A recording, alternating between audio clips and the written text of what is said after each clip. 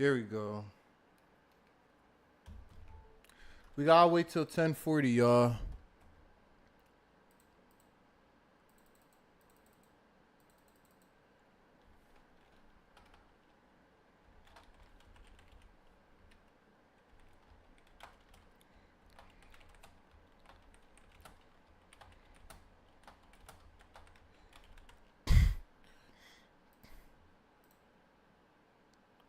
Five star. Let's get some reaction videos till 10:40. All right, bet y'all.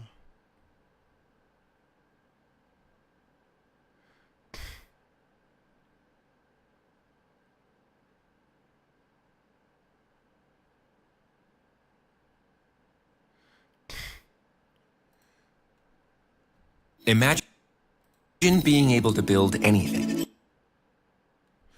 Yo, these ads be getting me copyrighted, gang. Like, they own everything. These ads be copywriting the fuck out of me, bro.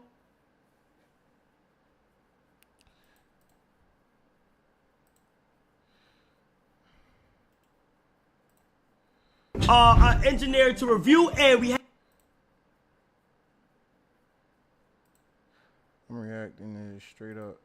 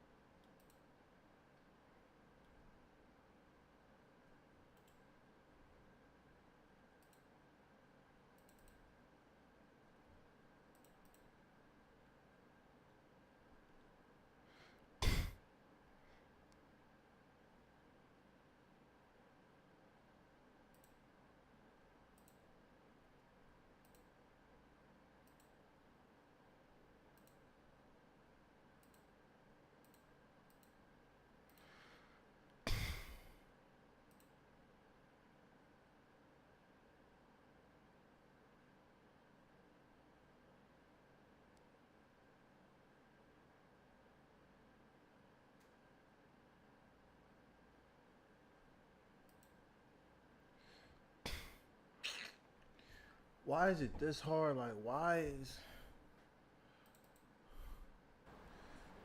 We could get it on messing up. Pussy with some semen. I really put dope in my pudding. I really put hope in these children. Real rush with stars in the ceiling. Telling me it's easy to go get it, even though it's harder in a level 5 prison. I make my mama look in my eye and say I'm with it. Don't play with the numbers, nigga. Yes. If they ever play, shoot them in their head for the chest.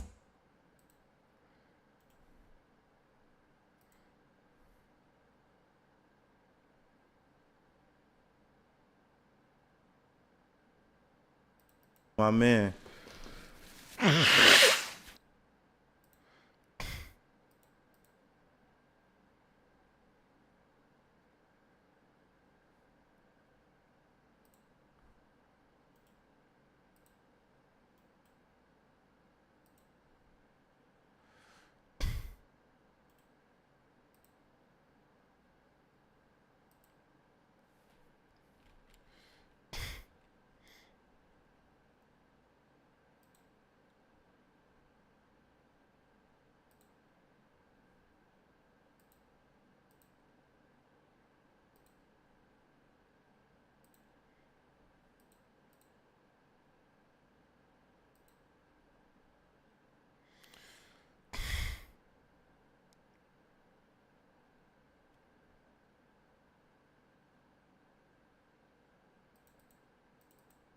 My man. That's why I be telling motherfuckers, bro.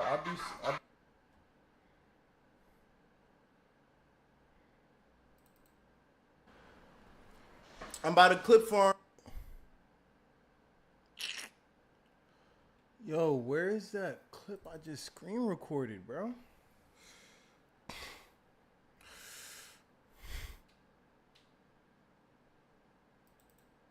Never gotta look back, bro. And the only time we looking back is when we laugh and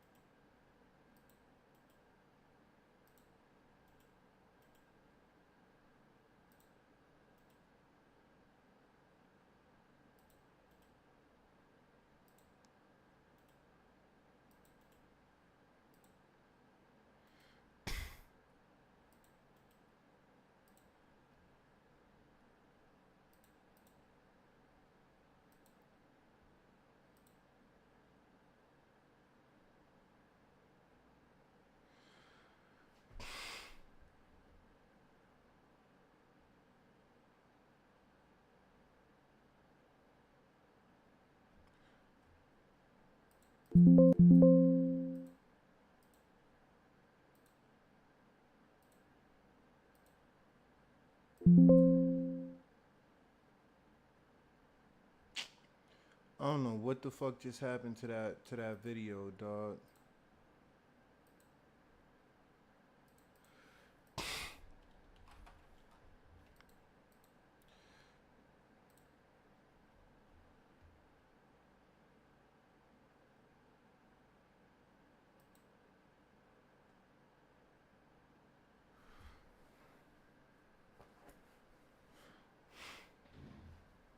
Gotta put this shit on. Keep it being with you.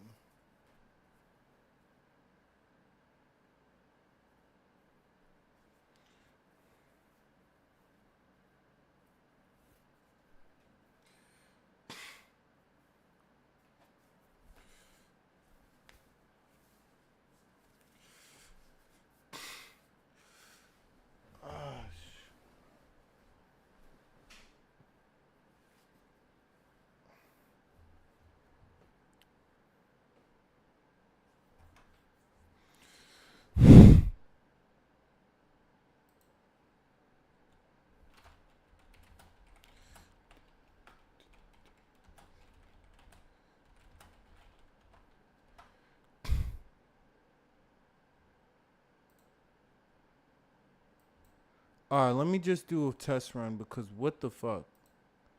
You telling me I just recorded that joint for no reason?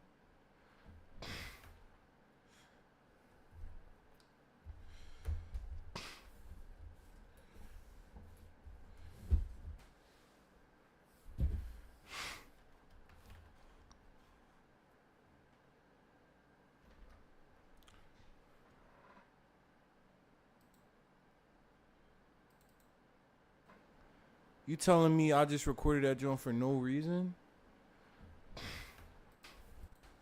Okay, so we got that, but where?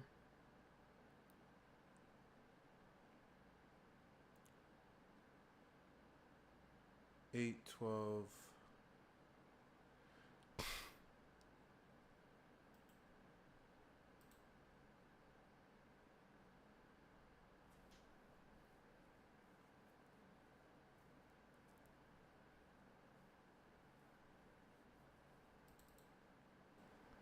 You telling me I just recorded that?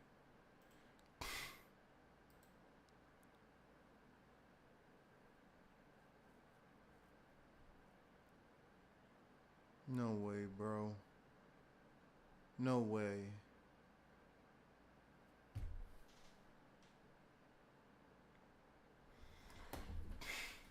I'm gonna make some cereal, y'all. We just gonna wait. We gonna wait, bro. What the fuck?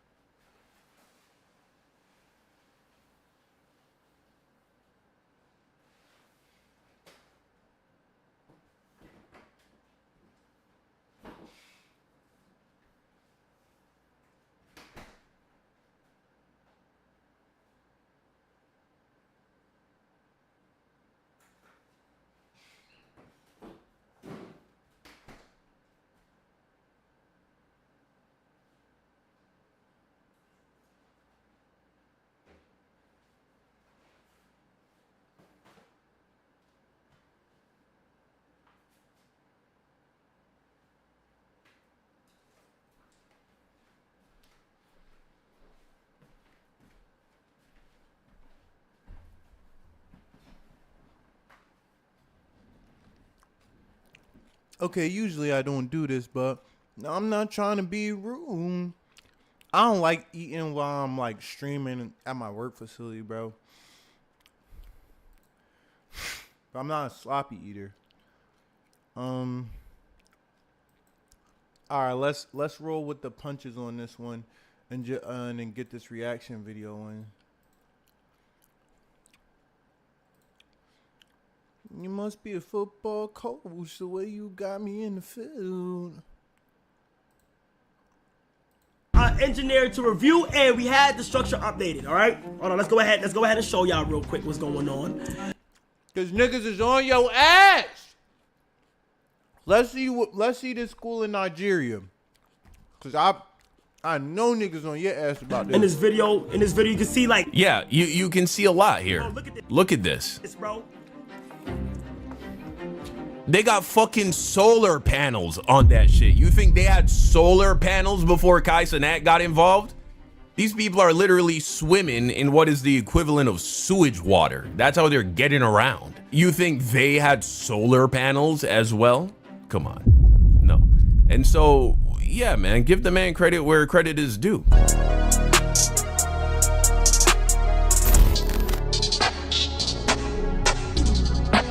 So currently there is an active effort on the part of Adin Ross and his team around him and his orbiters and his glazers and just Kai Cenat haters in general.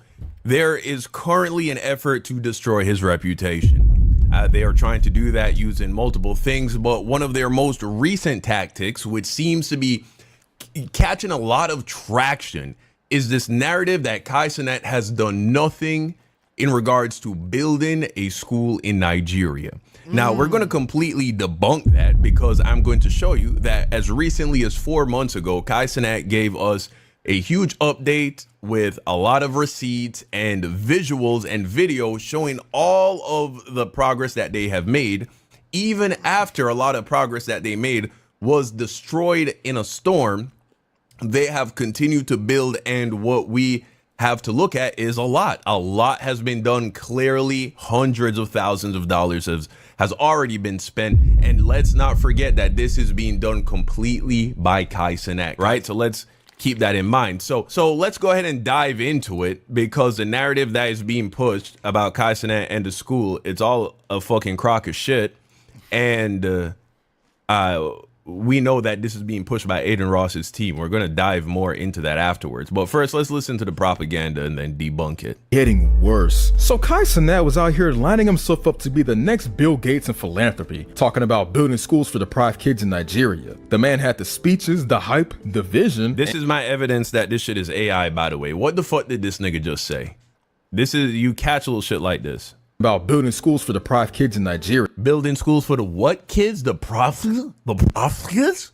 What's the prof kids? This is AI, bro. It's Adin Ross dick rider that is so cringe and lame that he has to use a black guy's voice as his AI tool to talk shit about Kai Cenat. What a fucking loser. But let's keep it going. The man had the speeches, the hype, the vision, and then reality hit. And by reality, I mean the same reality that chewed up Mr. Beast's charity promises and spat out Jinxie's good intentions. Let's just say things didn't go as planned. And that's a polite way of saying it. This is written by AI too. Nobody talks like this. What the fuck? Starting it off is this gut-wrenching clip of a YouTuber going to check on the schools Kai promised to build. Instead of classrooms, he's walking through slums and deprivation, only to find nothing has moved forward. No construction, no facilities, just a project bleeding money and on the verge of shutting down. For someone who branded himself as a savior, Kai's nowhere to be found when it's time to actually save anything. However, before doing that, I really wanted to see how the Nigerian people lived at the other end of the spectrum by heading to the worst slum in Lagos, a slum called Makoko. This place is intense. The smell,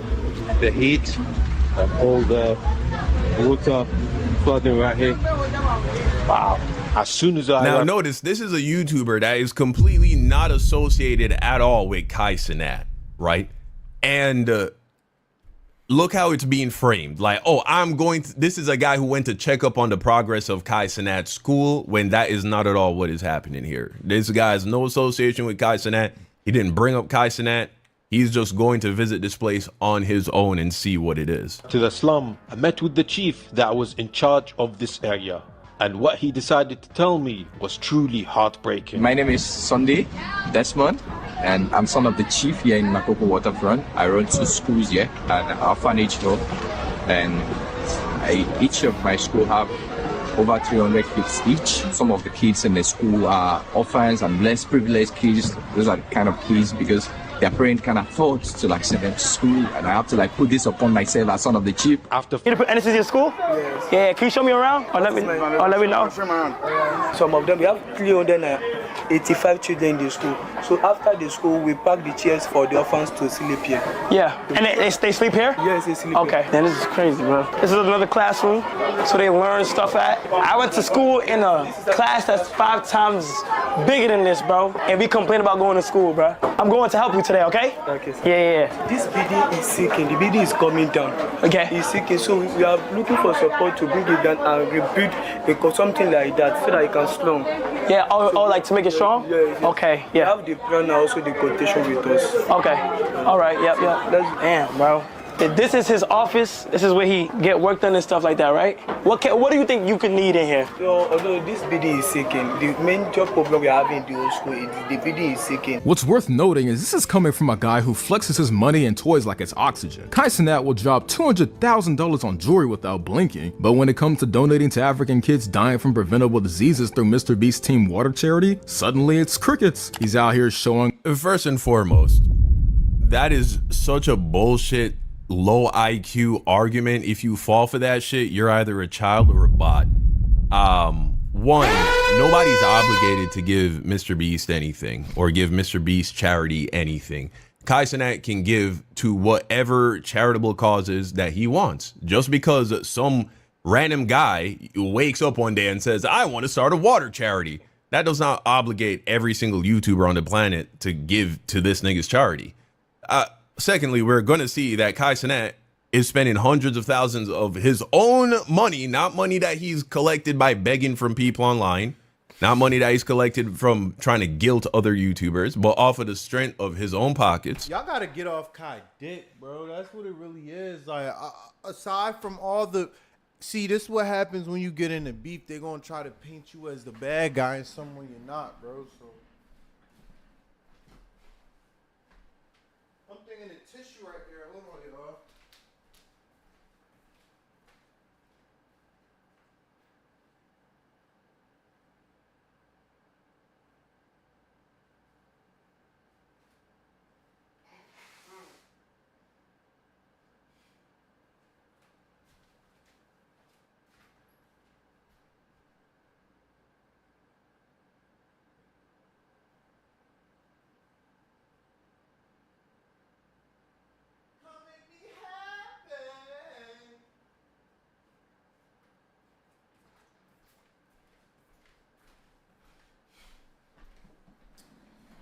We interrupt this program to bring you courage. Hold up. Oh, sure. So this guy cannot be trusted. If you're listening to this chat files guy, just know that you are being deceived. Chat, in 2025, this is that flex. Kai Cenat turned what should have been life-changing help into a convenient way to write off taxes. It's the oldest trick in the book. Make it look like you care, enjoy the PR boost, and let the real impact quietly. Wait, how can he write off taxes if he never spent any money, you fucking idiot? He just accused Kai Cenat of using this African donation charity thing, Nigerian school charity thing to write off taxes. You can't write off money that he didn't spend. So, which is it? Was he just trying to write off taxes? Which is exactly what all of these... Every single one of these YouTubers, including Mr. Beast, that donated to Team Waters is going to use this to write off money off of their taxes. Every single one of them. So understand that first and foremost. But secondly, you can't have both. You can't. Imagine if, you know, I'm not trying to say it like this, the white YouTube space, because obviously black creators aren't going to do this shit, right? The white YouTube space, Jinx, Mr. Beast, Aiden Ross. Imagine all these white YouTubers come together. Hey guys, you want to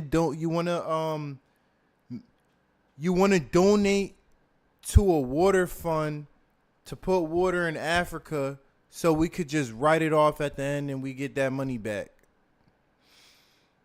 Now, I'm not saying that isn't the most generous thing in the world. But even generosity comes at the hand of what are you getting out of this? I think that's what he's saying. Both say he didn't do anything and he's using the money to write off, taxes. So again, just more evidence that this channel is being ran by a low IQ fucking demon. Fade away. When it's millions on fireworks, he's ready to spend. But when it's a chance to help poor people who actually need it, suddenly there's nothing. That's not philanthropy. That's using people's struggles as a prop. Now the crazy part in all of this is that Aiden actually wrote down why he wanted Kai Cenat to donate $400,000 to Mr. Beast's Team Water charity. And it wasn't just about the cause. It was because Kai still owed XQC money. Okay, so what now? Is Aiden fucking XQC's bitch? Since when does Aiden have to collect money for XQC, if that's even what's going on? Instead of paying his debt directly, Aiden figured the least Kai could do was turn that cash. So you telling me the only reason they really did this water fund and they was extorting black creators was because Kai owes XQC money? Nah, that's crazy. I'm rage being like a motherfucker. I really don't give a fuck. But that would be crazy if it. So you telling me it wasn't about giving the kids in Africa some water? Damn. Into something good. But even with the chance to clear his name and help people at the same time, Kai still couldn't be bothered. It was a whole thing that me, Beast, and XQC were saying, like, if Kai did this, then we do this, because he owes him money. Kai owes XQC money. Okay. From where? How? Where's the receipts? Where's the evidence that is even a thing? When did this money fit? See, we're just going off a say so, but that's irrelevant to this whole Mr. Beast shit. Now, let's go ahead before we get too much further and actually see. Now, of course, this video where Kai Cenat gave an update on the Nigerian school and shows a blueprint of the school. This was posted 3 months ago, guys. 3 months ago, long before this narrative even came out. So this had nothing to do with trying to, make shit look good or come up with information out of nowhere. And notice it has less than 200 views because people don't want to see this shit.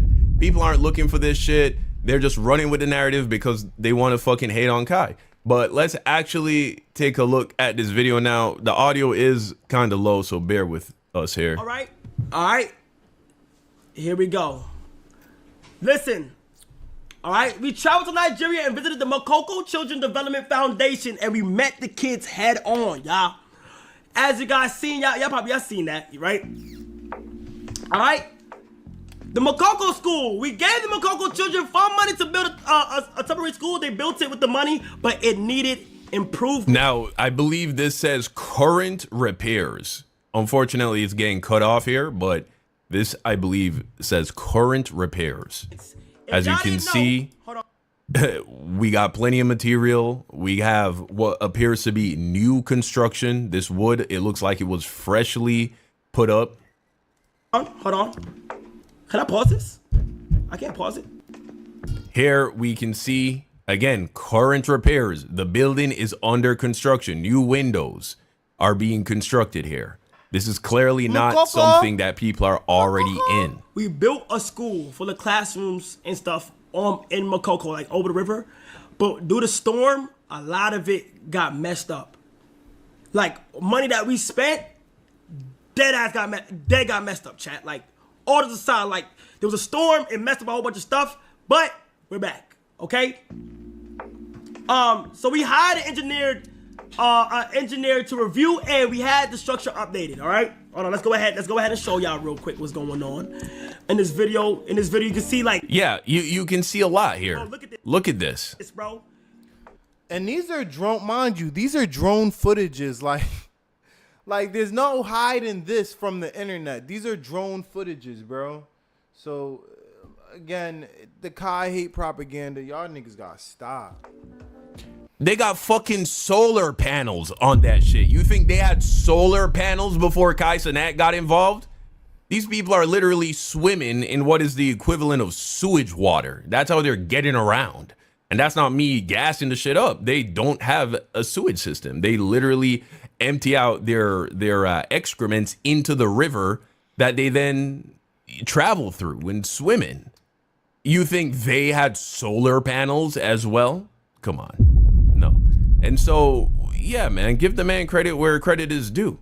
This cost a lot of money to this kind of construction, to build buildings like this. You're paying hundreds of thousands of dollars for the labor, the material, and then all the hoops that you got to jump through to make this shit happen from overseas, on top of the fact that they're dealing with natural disasters that are causing problems as well. So this narrative that Kai Cenat, that YouTuber who's completely unassociated with Kai Cenat, who was just doing his own thing, came to do a wellness check or a progress check on what Kai Cenat has done, and we saw zero progress has been made, is a complete lie that is being pushed by Adin Ross and his team to try and damage Kai Cenat's reputation. Look at this, chat. Look at this. It's 2 levels here. All right, but a lot of things kept happening. Kai, when that school is built, you gotta go back and visit that John and just shit on niggas. I ain't gonna lie. It ain't no point in being humble no more, bro. And that's coming from me, bro, because I ain't gonna lie. If niggas is doing all this to damage your reputation, when that school's built, nigga, go. We already think alike, bro, because. Okay? Listen. And when I mean shit on niggas, just go on stream with it. It's a figure of speech.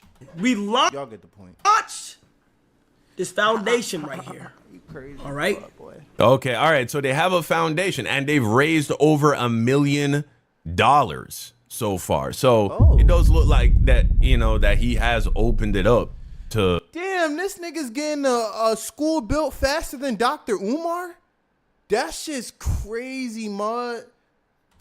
Receiving donations from other places as well, which I think is the smart thing to do. But nonetheless, this all started with Kai Cenat paying this shit out of his pocket. And as we can see, we see shit getting done. All right. The foundation itself, without like the subathon and stuff, has raised over $1 million. You know how big that is? Do you know how big that is? So he used his subathon money that he did during the subathon for those proceeds out of his pocket to go to school. W. Kai. Bro. It's $1 million so far for the school. Okay, so $1 million. This is all like. So niggas is fucking making a big deal because he doesn't want to give a few $100,000 to Mr. Beast shit that already has millions. And it's kind of crazy because there's white people coming for your money, like your hard-earned money that you made on the internet. Like, think about it. They acting as if they Uncle Sam with this whole shit, bro. Mind you, it's gonna go under Mr. Beast's name. You feel me? Like and it ain't even all the way about them children, bro. You feel me? If you ain't doing this out your own pocket, bro, this ain't all the way about them kids. You can't say that. If you had the heart to really take $50 million out your own pocket and do that for them kids, yeah, that's W. W Mr. Beast. W anybody who did this shit. But again, the smart way to do it is the taxes, but y'all know what I mean. Like, love comes from the heart, my nigga. He's raised over $1 million for this school in Nigeria. And so all the people, what has Adin Ross done that is equivalent to this?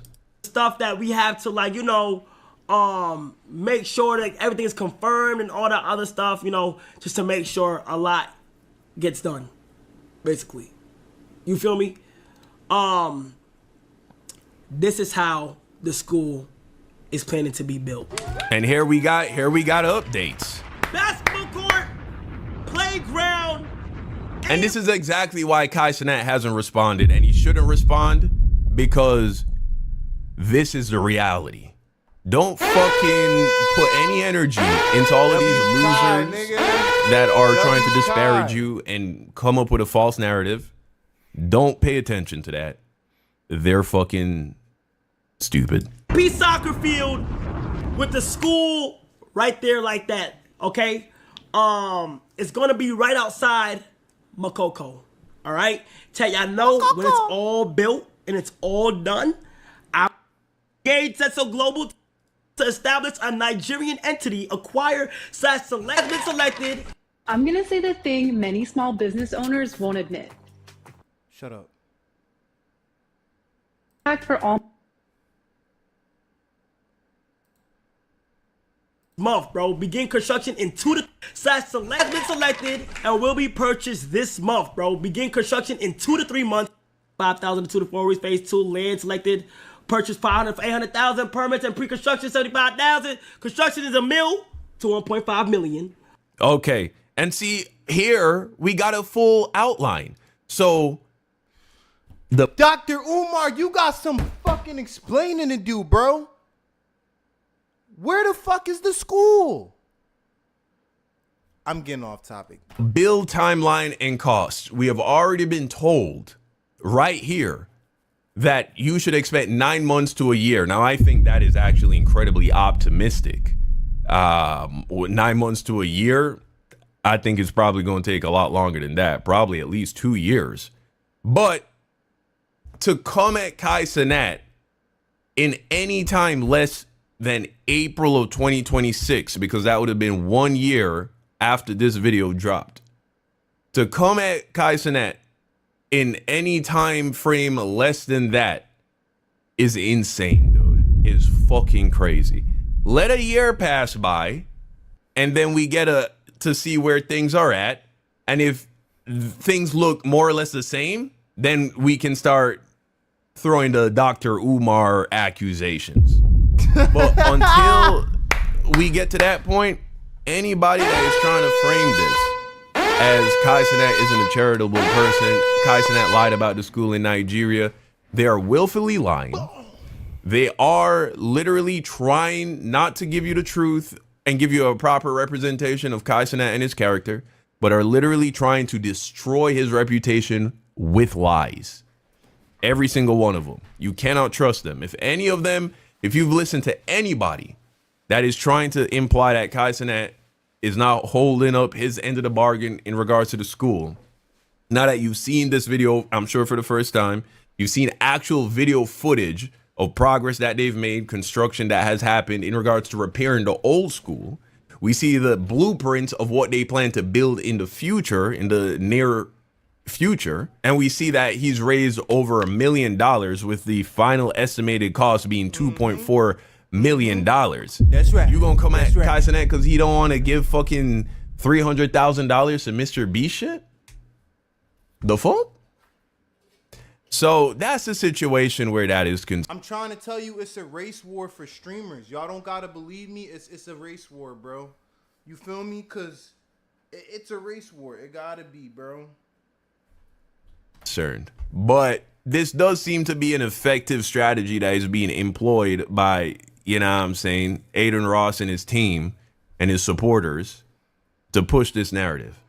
And so we'll see how things unfold. But this just gave me all of the understanding that as to why Kai Cenat has been so quiet on this. And it's because he knows what he's doing. He knows what he's really doing, what he's really bringing to the table. He don't need to clarify shit for nobody. At all. You know what I'm saying? He doesn't need to clarify shit for anybody. For real. But you let me know what you think in the comment section down below. Until next time. Peace out.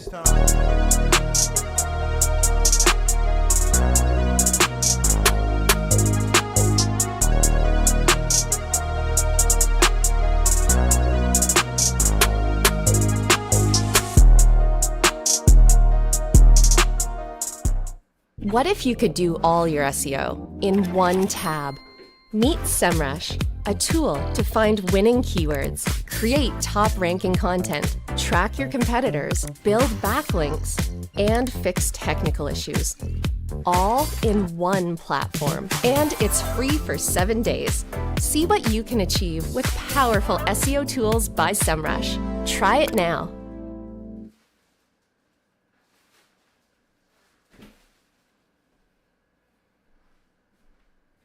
Okay, if there's one AI site builder you need to meet, it's this dope tech from Wix.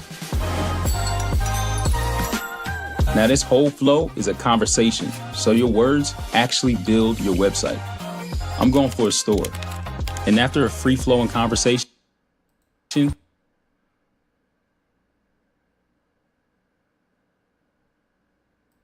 Roblox is a platform that needs no introduction, Oh yet yeah, nah, this looked like a good joint. Yo, this is gonna be some good reaction content. Raptors. It's doing too much. I had to go, cuz. You must be a football coach the way you got me in the field.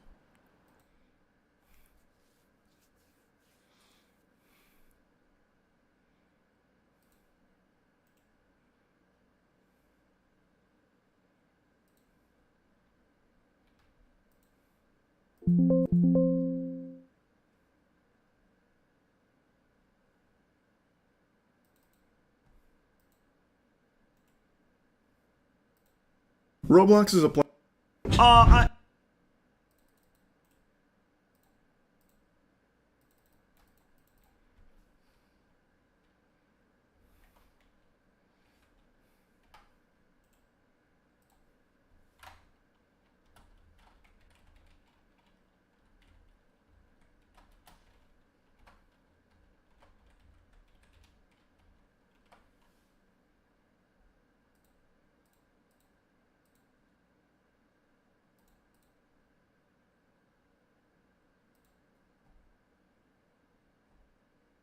Subscriber count growing by the day. That's why you gotta keep uploading by the day, nigga. I'm about to hit 600 in probably like 5 days, bro. Just gotta keep going, bro. Just gotta keep going.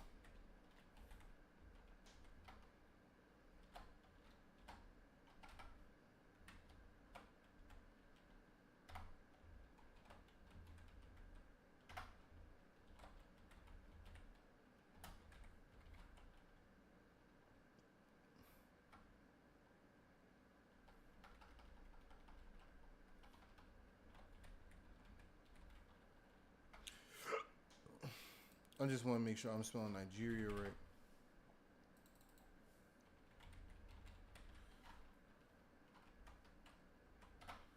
Lagos. Lagos.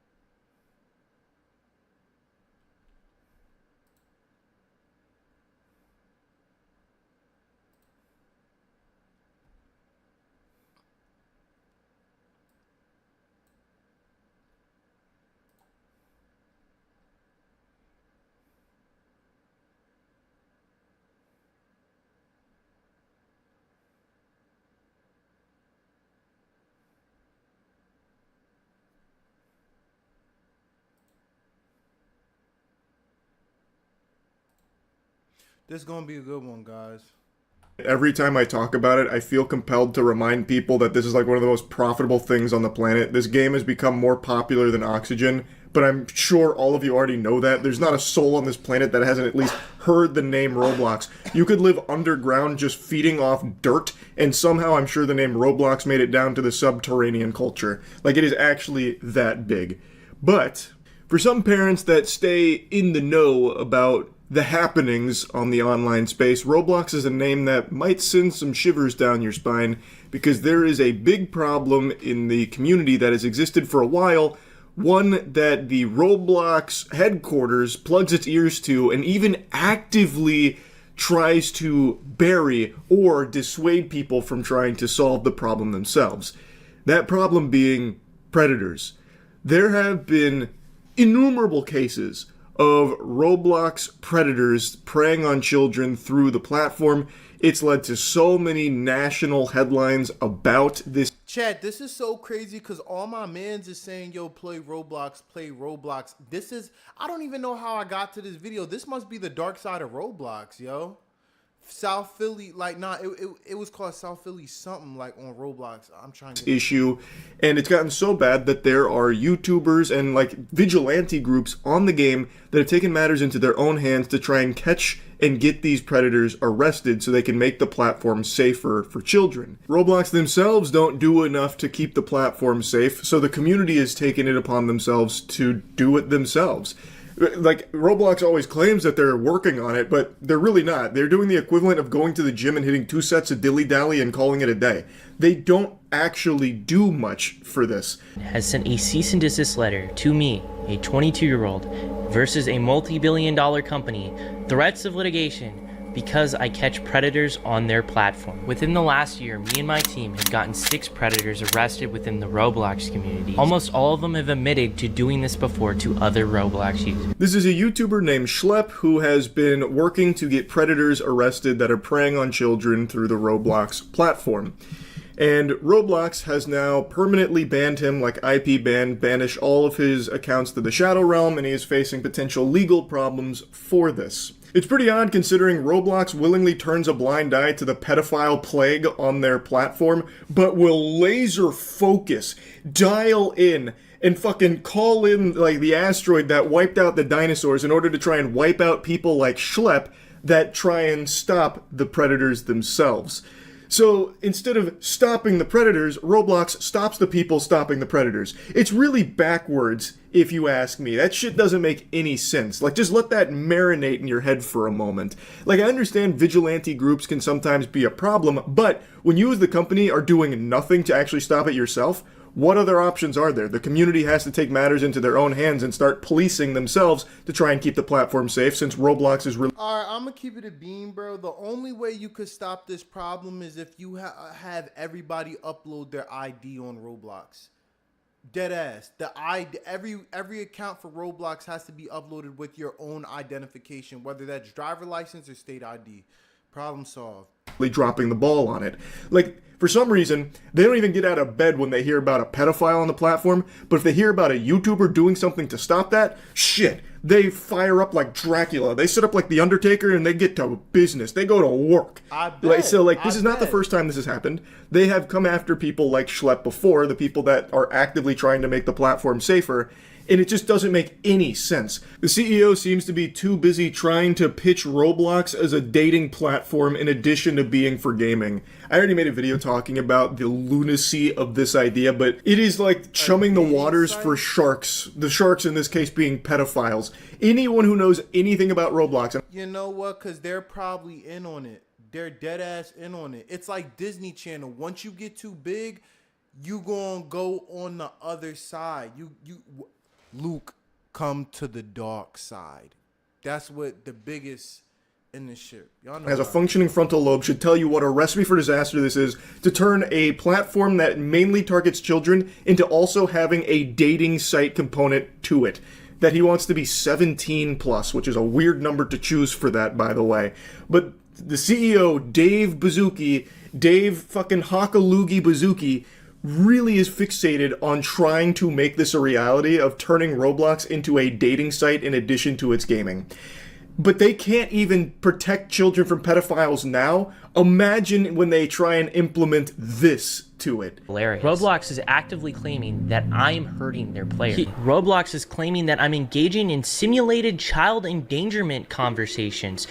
What? So one of the fundamental bases of predator catching is that you cannot talk sexually to predators. Predators are supposed to be the ones talking sexually to you. If you talk sexually to predators, like straight off the get-go, that's entrapment. That is literally what entrapment is. We almost always play a naive kid who doesn't know anything about this stuff, so they teach us about this stuff. If you've watched these videos, you know how the chats are going, and they're not even on Roblox. Most of the chat logs are on Discord, and they're accusing me of getting people off of platform onto different social media sites. Let's take a peek at this real quick. While Roblox acknowledges that your stated intentions may be to protect children, and while it recognizes the serious nature of online predatory behavior, your methods, including failing to immediately report suspicious activity to Roblox through proper channels, are actively interfering with Roblox's established safety protocols and critically are exposing Roblox's users. So they're playing the crooked cop game, which is basically, yeah, you're the neighborhood watch, but you go and tell the police first what you've seen before you go out and investigate yourself. They're playing both sides. To increased risk. If that isn't the fattest load of barnacles you've ever tried to swallow, I don't know what is. The big thing with everyone that is actively trying to keep the platform safer, like people like Schlepp trying to catch predators, they report them immediately. That is the number one thing they do. The problem is, and you can look this up there yourself, there are so many articles that detail how nonchalant Roblox is when it comes to these reports. The problem is Roblox doesn't act on it. So as far as I know, in all of these predator catching groups, the first thing they do is report it through the proper channels on Roblox, but the issue is that report just makes it directly to the shitter at Roblox HQ for them to flush it. I don't know where it goes, but I guess it just goes somewhere to collect dust at Roblox. It falls into the goddamn back rooms. So they never actually act on any of the reports. So the proper channels are fucking useless. It's baffling. And in a lot of cases, Schlepp's about to give you an example, even when a predator is arrested, like a Roblox predator is arrested, they don't even ban that account that is associated with them a lot of times. It's craziness. To say like he's not doing this the right way because he's not reporting it through Roblox is just incorrect, and also laughable for them to claim that by not doing that, he's putting users at more risk. How does that make any sense? How is him trying to catch these predators somehow putting children in harm's way? Like, more so than Roblox doing nothing except sitting on these reports forever, maybe using them as like scribbling paper at the office, like a coloring book. Like, how is what he's doing, actively trying at least, to stop predators, putting users more at risk? The next barrage of mumbo-jumbo from Roblox is equally baffling, saying that he's engaging in simulated child endangerment.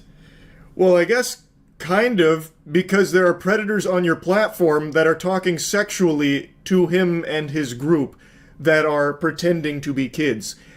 And according to Schlepp, they're not initiating those inappropriate conversations. The predators are just there. The call's coming from inside the house on Roblox. He is not going out of his way to create pedophiles to catch. They are there. So the conversations do happen because the predators are there having them. And you have to imagine that in most cases, they're not having them with a vigilante group trying to catch them. They're having them with real children that are in real danger from these pedophiles that are running rampant on the platform.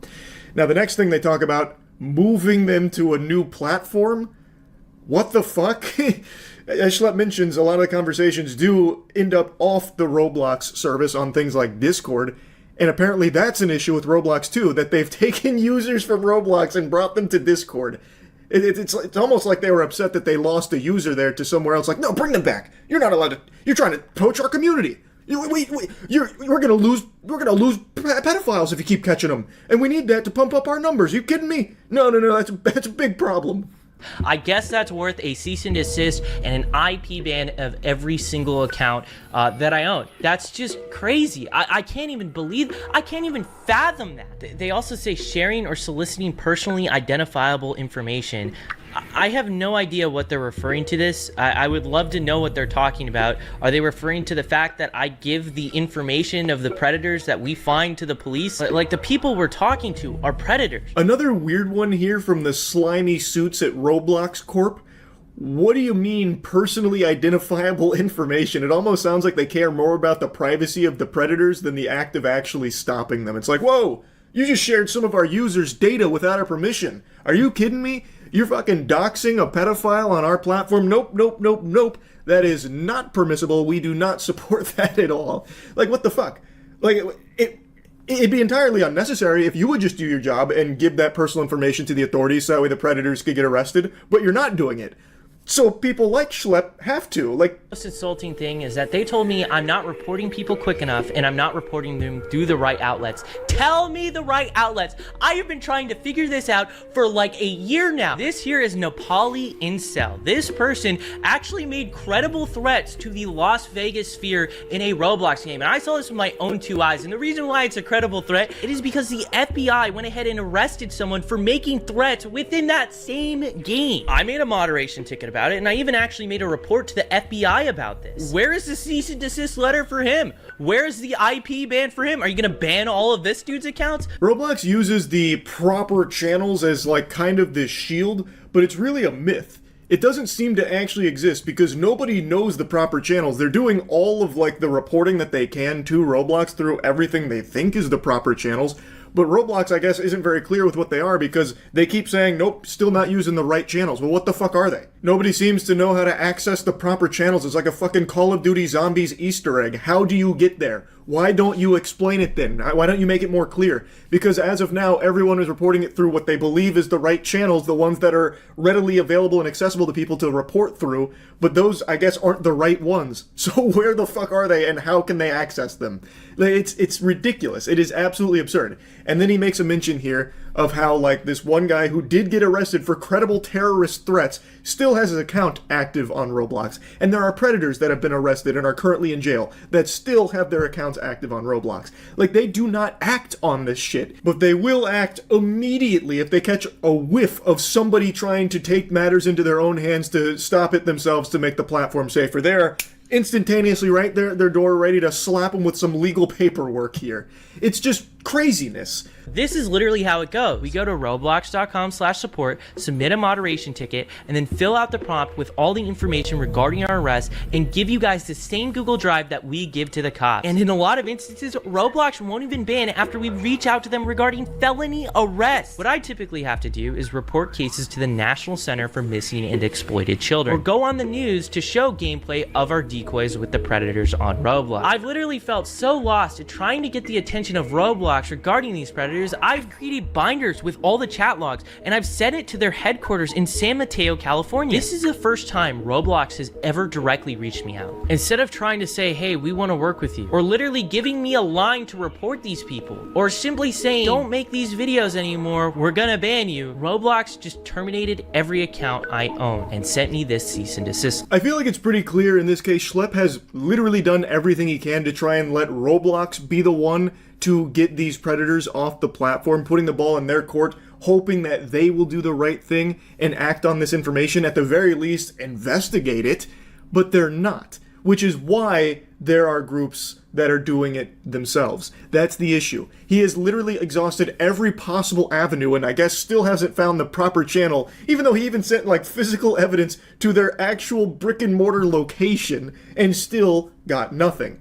Like, it's very clear that there is no real proper channels, but they really don't like people trying to stop the predator problem themselves. But Roblox also doesn't want to do it either. So, I mean, what options are left? Just let that continue, let that fester, let Roblox... It's so crazy that they're doing this because it makes them more money. It's money in letting a group of demographic utilize what you gave to the public as far as like Roblox is concerned. So yeah, pedophiles is where the money's at. That's why these big corporations, like, you know what, I ain't even gonna get into that, but if Roblox is one of them, bro, I don't know if I'm ready to like go over on that side. I'll probably just do it for gaming content though. Be a platform where children are just completely unsafe. I don't think that's exactly a bright future. This is a platform that does desperately need to be cleaned up. It is a huge problem there, and Roblox isn't doing it. Schlepp then tells a very personal experience he had on Roblox when he was a kid, and how he was also a victim of these type of evil people. And when his mother reached out to Roblox to report all of that and give the evidence about everything that had happened to her son, Roblox didn't act on it, and that individual Still wasn't banned until years later. There is a problem, and Roblox isn't solving it, so the community is doing what they can to try and keep it safer. But Roblox is attacking the community that is actively trying to do that for them. I think it's bullshit. I think that is fucking baloney right there. And Roblox needs a real change in leadership in how they approach this shit. Maybe Dave Bazooki, instead of focusing on bringing dating to a children's game, should focus on trying to keep the children on that game safe. Maybe that should be the priority, I would think. But anyway, I wanted to talk about this a little bit. I'm wishing Schlepp the best. I'm hoping Roblox will reverse their decision here. Schlepp also works with Gideon in catching some of these predators, and they are doing significantly more to keep the community safe than Roblox appears to be doing. So hats off to them for the good work. And yeah, I wanted to talk about it a little bit. That's it. See ya.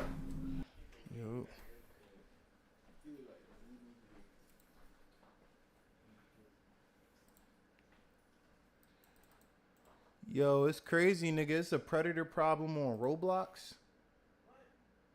Yeah.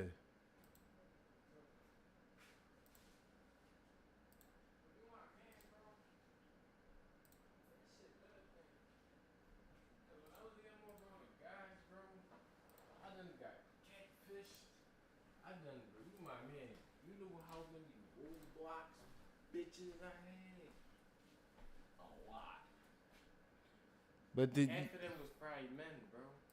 But you would never know that. Only because it's on Roblox, nigga. You wasn't on face blocks with the bitch. You didn't see the bitch mid. Right. You got every turn. I was probably talking 30 niggas on Roblox.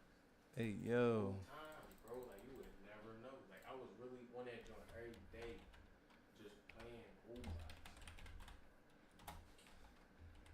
That's why it's a high possibility. Like you probably played 5 times ever, and there's a chance that you played with a grown man who talks to little kids on this job. Cause you would never know. Right. You make a good point.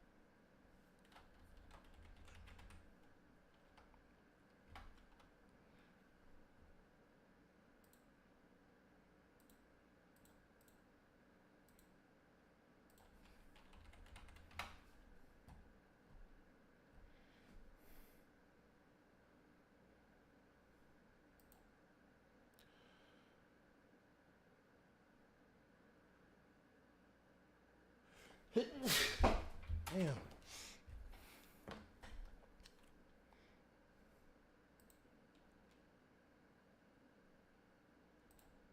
Roblox is.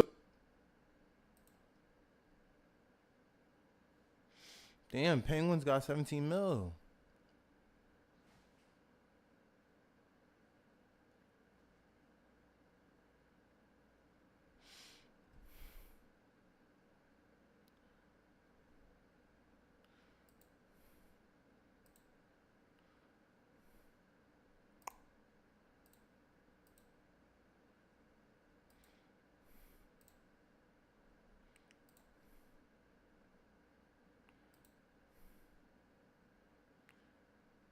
Oh wait, Penguins.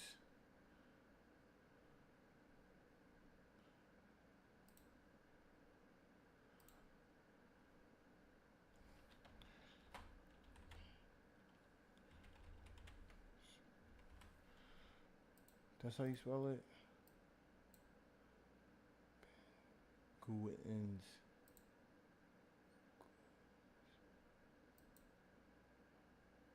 Nah, it's just 0. I'm tripping.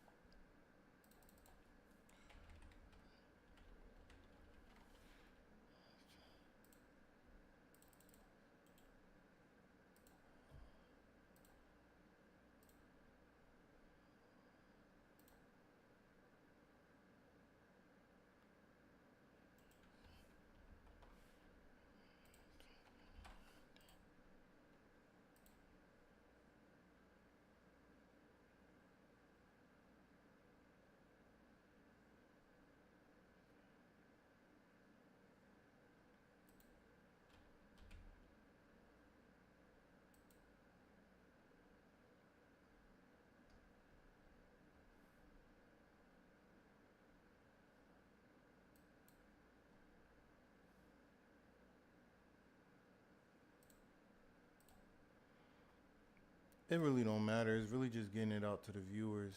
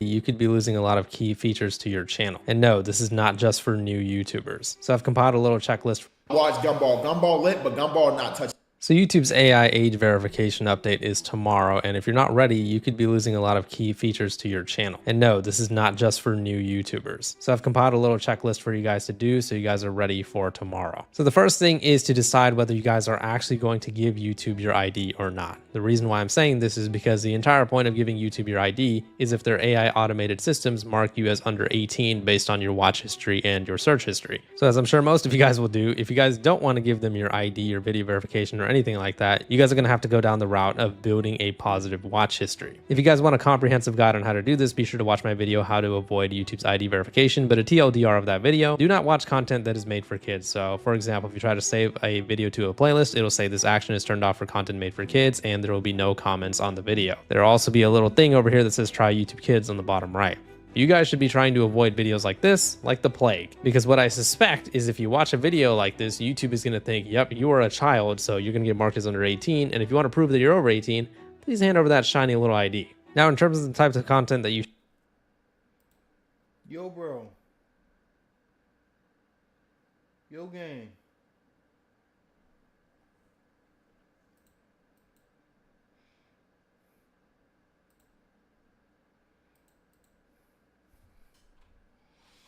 Okay. All right, y'all. It's time for ChatGPT and I to get to scratch the surface with Gemini. I got a date with ChatGPT. Let's just say it like that. Yeah, right. All right, bet. We already cooking. Hold up.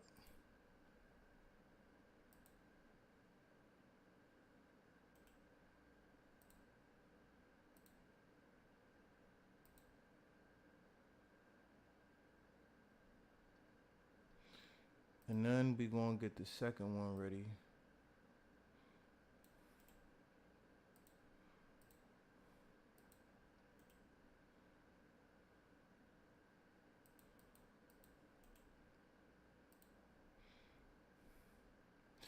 Like I said, this is what we're really gonna use, y'all, cause I just want to get these subathon shows done.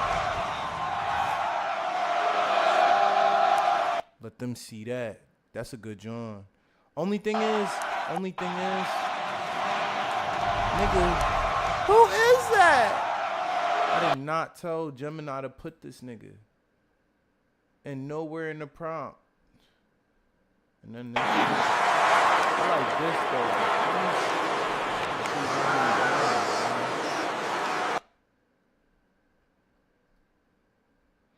though. I'll be right back, gang. Yo, gang.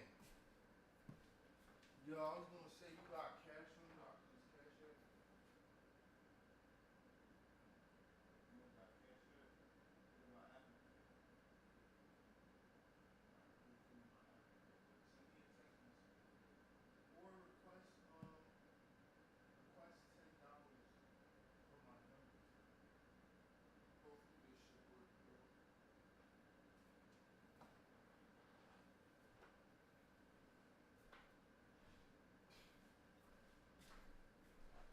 Fast cars, shooting stars, all of the lights, all of the lights.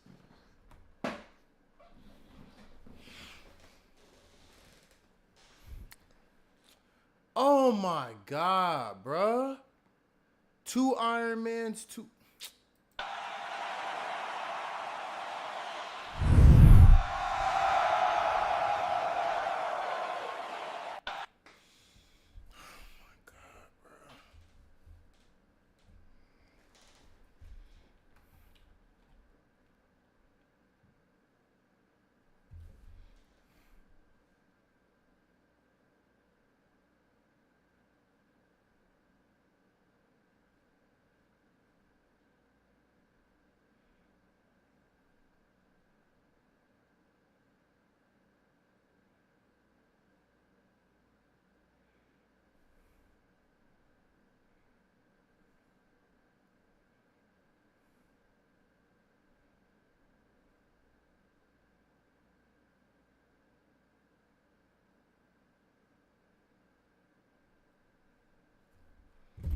Double morphing, that's crazy to me.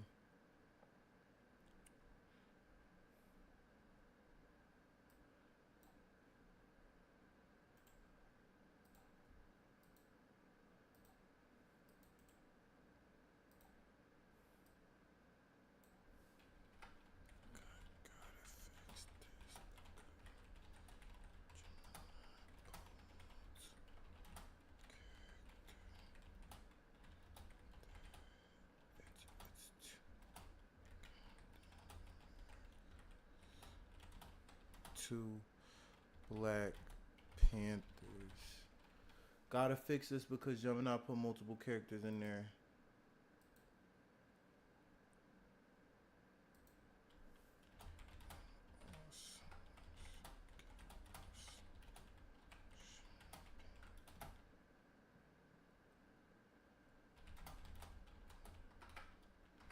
At this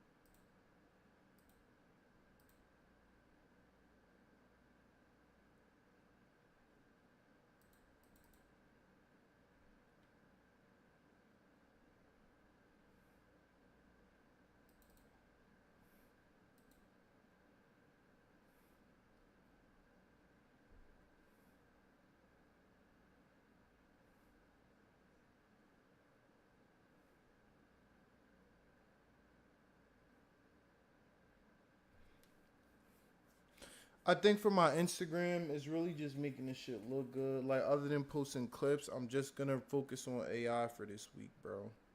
Cause I ain't gonna lie, like, I don't got no, like, on topic content, so that's why it's gonna make up for that.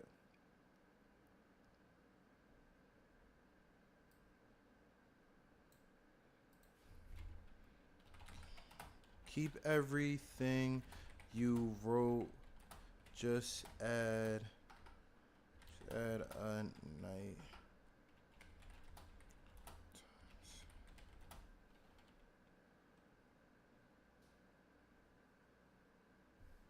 Nah, niggas already ran with it. Hold on. Let me see.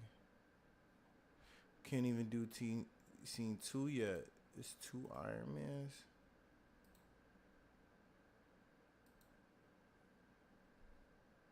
I'm about to try to see if I could use a formula that we used back then.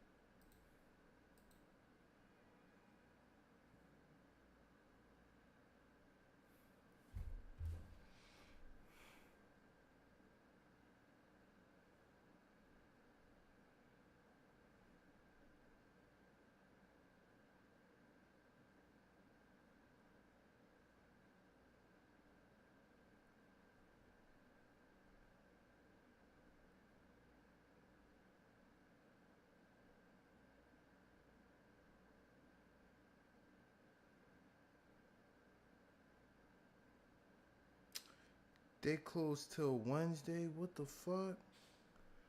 Tomorrow's Wednesday.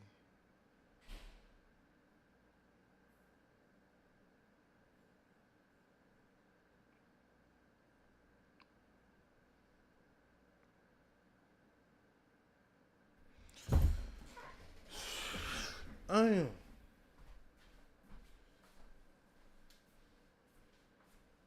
These niggas close till Wednesday. I'm sick.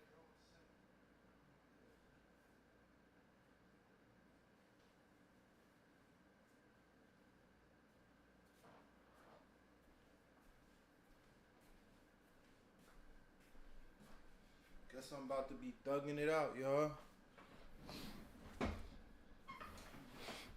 There's gotta be like a certain way to write these prompts. I'm gonna see if I can call bro in the Discord. Let me see.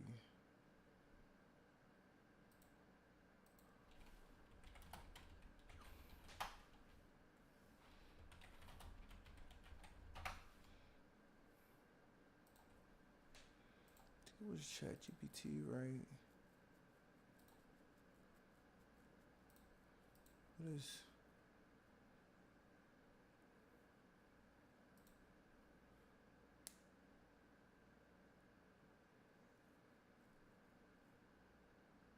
Hell nah. What the helly? I don't got that type of money.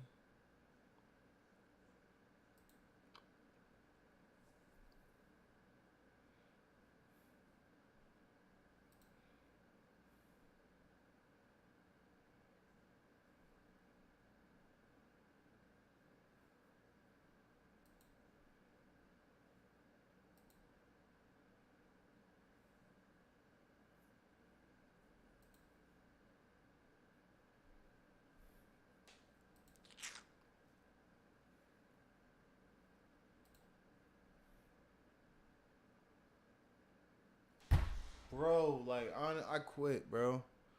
What the fuck?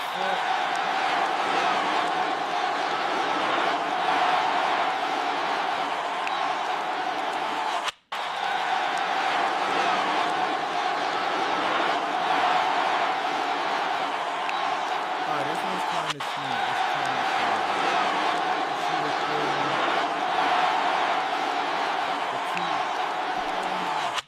Bro, like, what the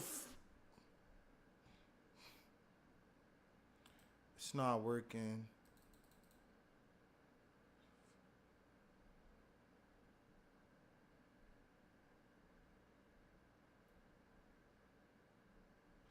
Alright, this was like a off-topic type of John.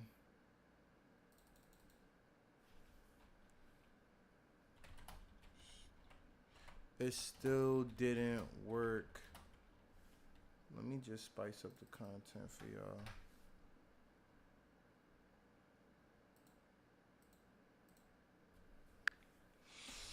Jarvis.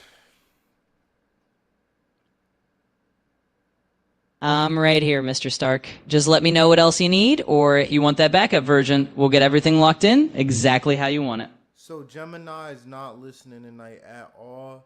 And yeah, she's double morphing characters. It's wasted at least 2 video prompts off of just trying to stop her from just generating morphing characters. So for the scene 2, like I said, me, Iron Man, Thor, Black Panther, and it's gonna face our backs, and as you know what I'm saying, it's facing our backs, like the POV camera shot. Matter of fact, get a drone shot. Get a drone shot this time. I want that drone shot on the scene. Make sure I'm describe my outfit, and then you know, let the crowd you know, roar a little bit, you know what I'm saying? Talk over me. Well, I don't got no speaking part, but let them talk. I'm gonna put my voice on that talking part, and yeah, that's pretty much it. and just no morphing characters. Like no, make it absolutely like no, just these 4 characters that I just told you, and make it a copy and paste prompt. Absolutely, Mr. Stark. We'll lock that down so it's an absolute no morphing scenario and give you a copy paste prompt for scene 2 with the drone shot. Here we go.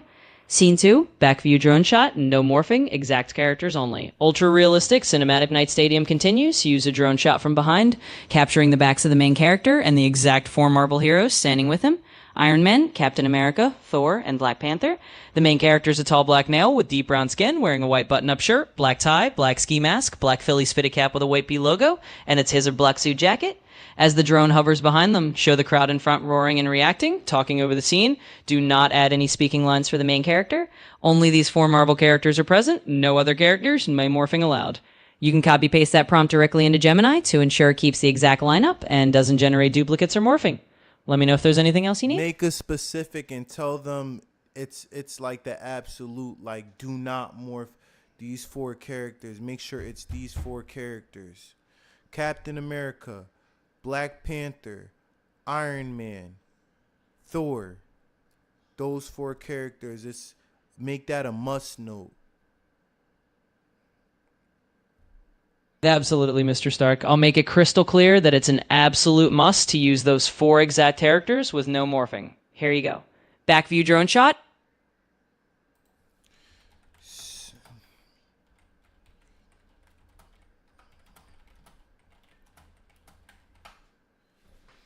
We about to just continue with ChatGPT's like how like his storyline, bro, because if I try to keep doing mine, it's going like they're going to start like Gemini's just not really going to be receptive to what I'm seeing. Fast car, shooting stars, all of the lights, all of the lights.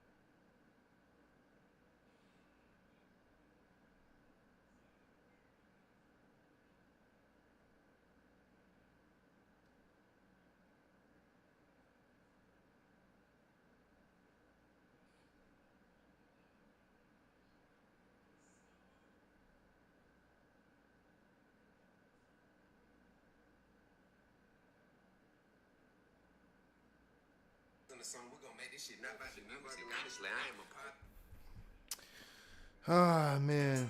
We definitely going to game on some shit, though.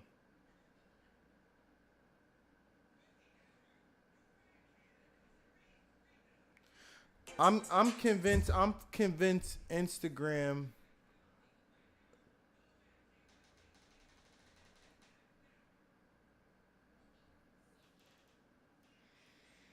Nigga, did they just put Chucky's face on Iron Man? Dog.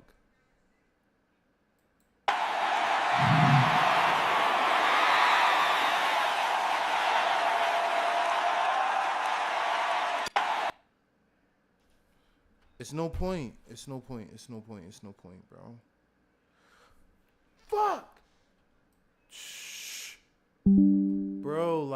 No. Maybe. Fuck.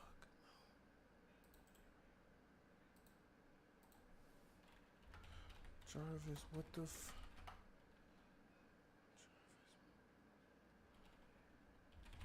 She not list?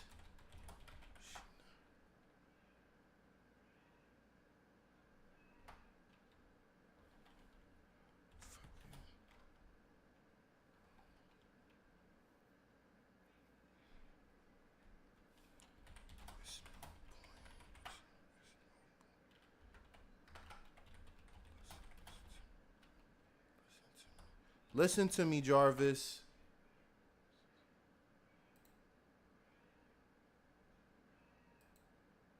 If you getting money and I'm getting money, the fuck is we beefing about? All right, Jarvis, listen to me, bro. Fuck all of this. Cause my idea is not, she don't want to fucking listen tonight, bro. She acting hard-headed like a 4-year-old fucking schoolgirl who don't want to listen, bro. So look, we got one more prompt. All I'm asking you to do is find where we left off on the story mode. I think where I got out of prison, right? And they threw me in the back of a van. We're going to start from there. What was after that? You know what I'm saying? You already had a storyline written. We just going to go off of that because obviously my idea, like she thinks this shit's funny, bro, but whoo.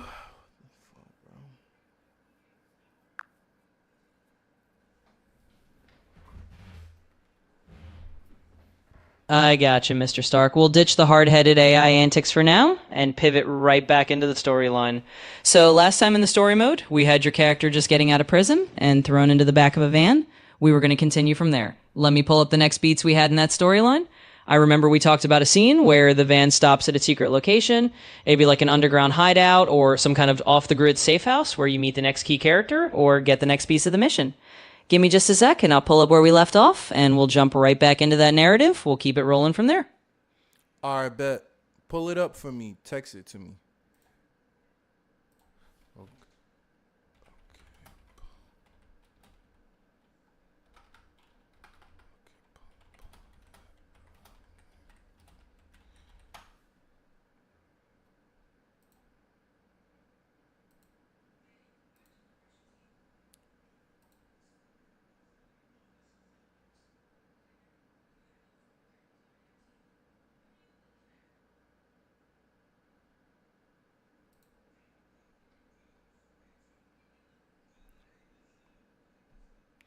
We actually don't. It glitched. Oh, God, shit.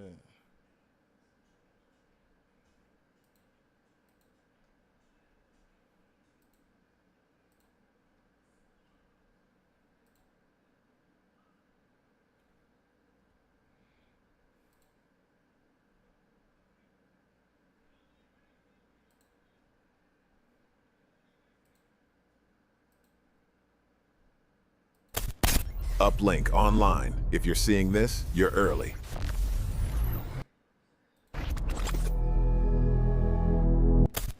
Uplink online. If you're seeing this, you're early. I gotta change my character outfit too. I want to go like a blue, like if I get a new suit in real life, that's what my AI is gonna like resemble me. This shit's so fun, bro. Where is? Wait. Show me everything that we did so far.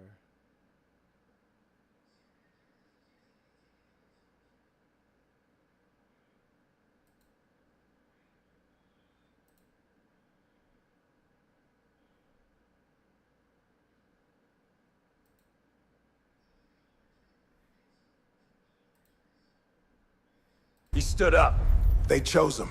Then, we're all ready.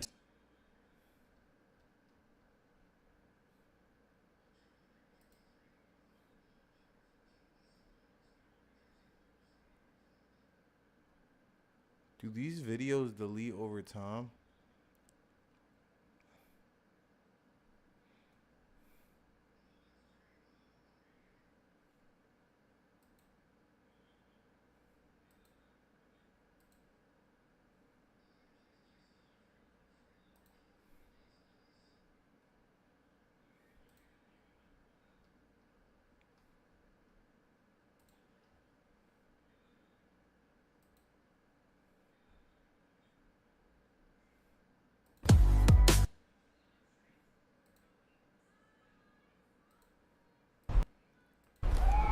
in a city full of noise.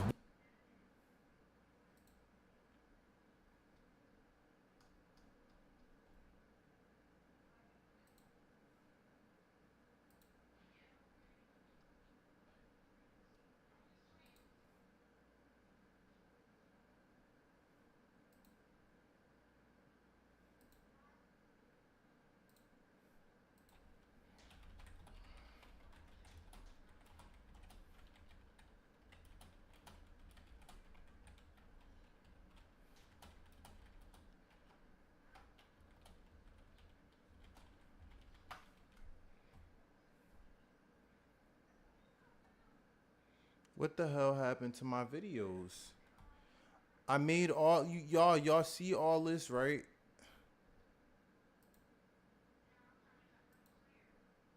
I wish I ain't gonna lie, Google, if y'all watching this, y'all gotta make a panel with every video that's made. So I can at least see this shit. This shit not for the weak, bruh. Like, it's not organized. Like, bro, I shouldn't, like, look, I think it deletes over, wait, hold up. I pray to God it's on my laptop, though. So I ain't gonna lie, I'm taking all them videos out. I'm getting to work.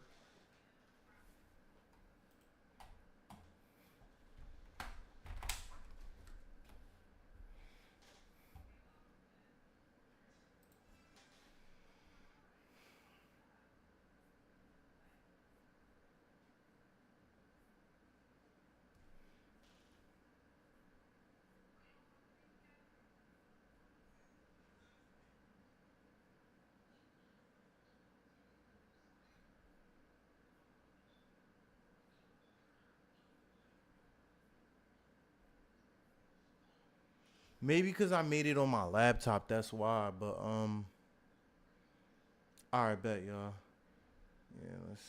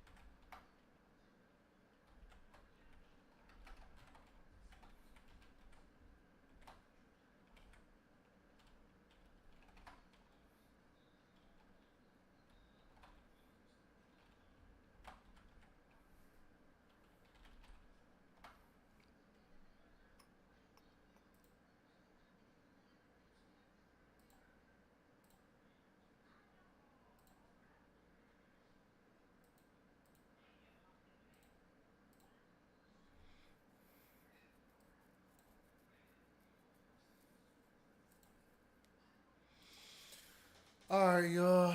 One more video. Let's see. I think let's pick like a personal favorite that's like kind of off the grid. Record. Hello, guys, and the LA.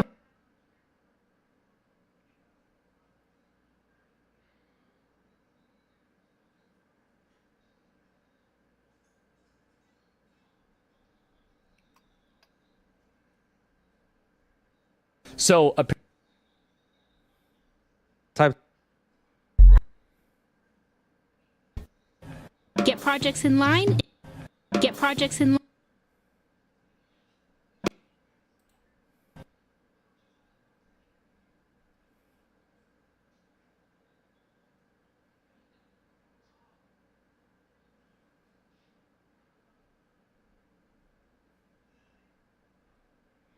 Y'all like that? Y'all like this Eddie Murphy, John? I've ever seen the king. I think I'm gonna do something.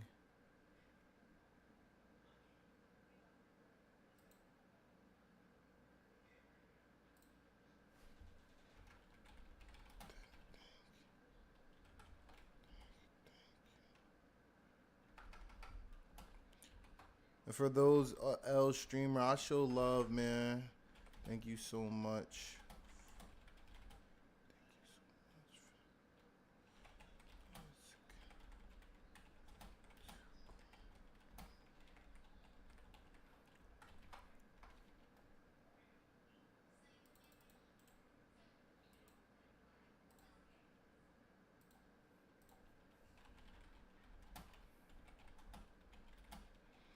See, that's what I'm saying. Like, I'm finding the method within the method, chat. Like, let's stay, like, on topic for real. Like, because that Eddie Murphy joint was a gamble, but I also knew that, like, that's something that I wanted to watch, like, a fan favorite type bit. So...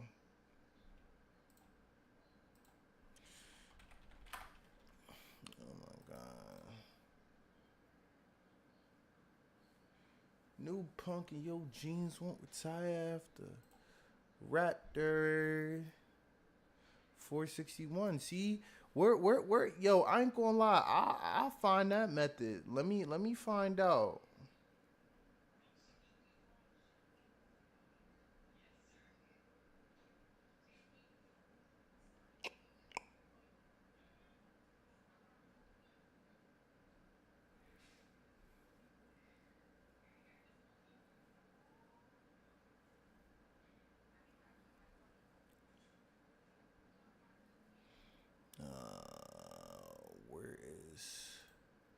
There we go. New character. Create.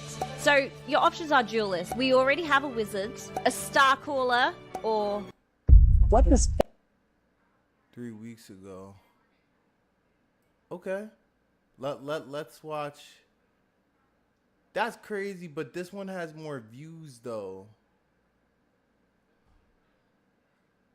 Alright, I mean it's Denzel though. Like who you feeling like, Martin? I'll watch. This is tough. I'm gonna go with the Martin. I'm gonna go with the Martin first. That fame and money. Just because this lore might get, like, you know what I'm saying, chat. Hold up. Punk and Yo Jeans might retire after. All right, hold up. I'm going to go to the bathroom real quick before I start stream.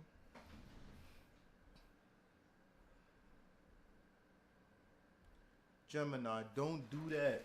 Because I ain't going to lie. I just renewed my subscription.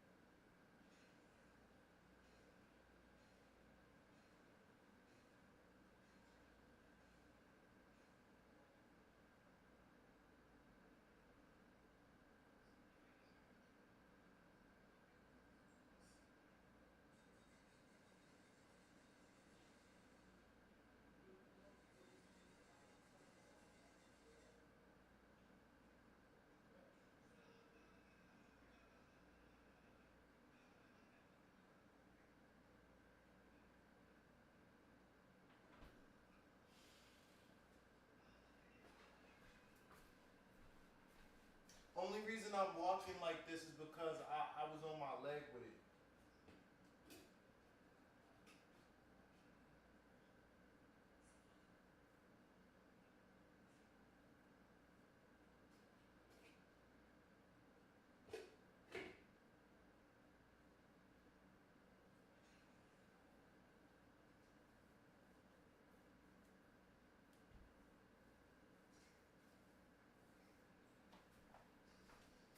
Hold on, chat.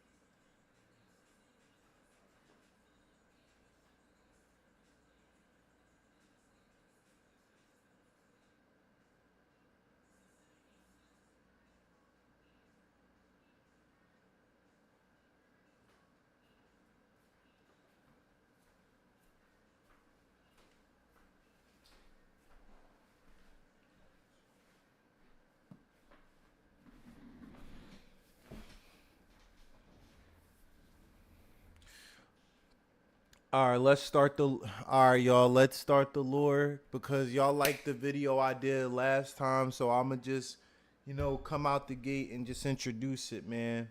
My name's Corinthian, and I want to find the lore of all the black entertainers.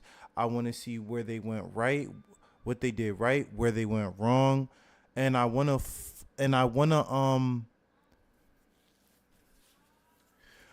see how to move because my lane of work is I want to reach a core audience. I want something similar but very different according to me. See, what I want is I want to build a team.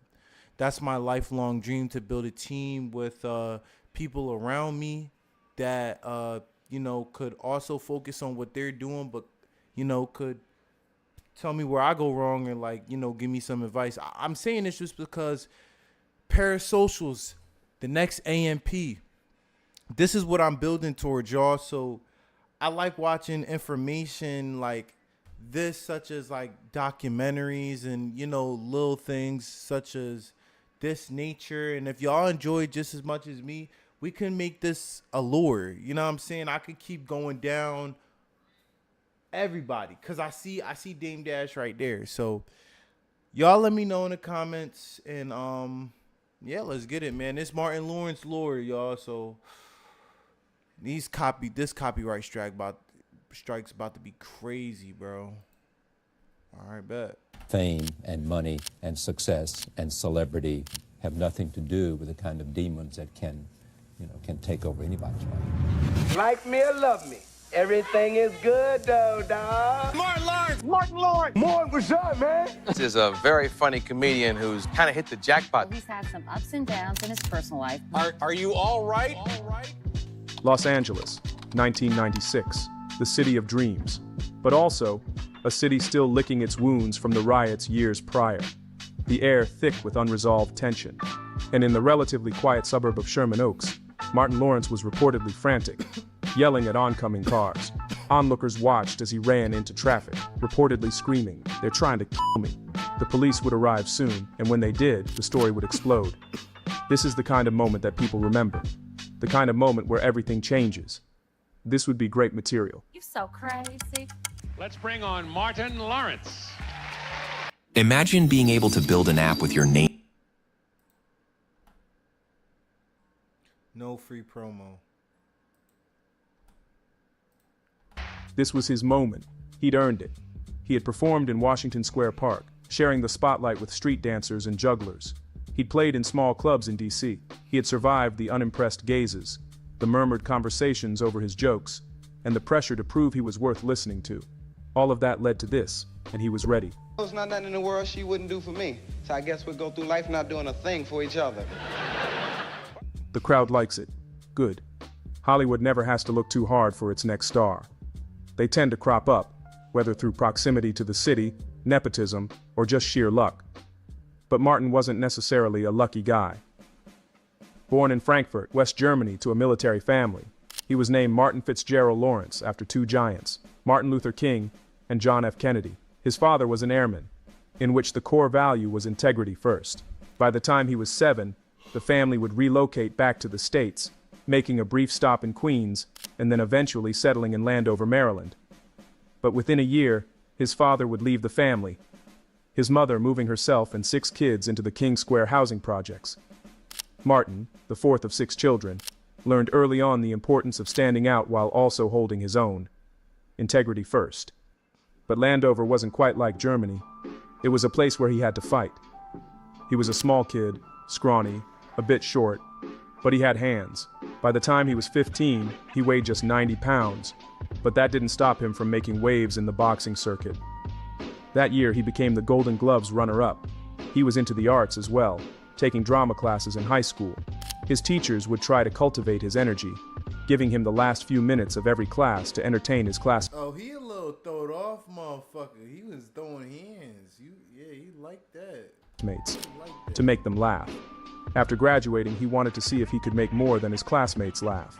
He wanted to do stand-up. He grew up with Richard Pryor, staying up late looking at his sets. He wanted to be just like that.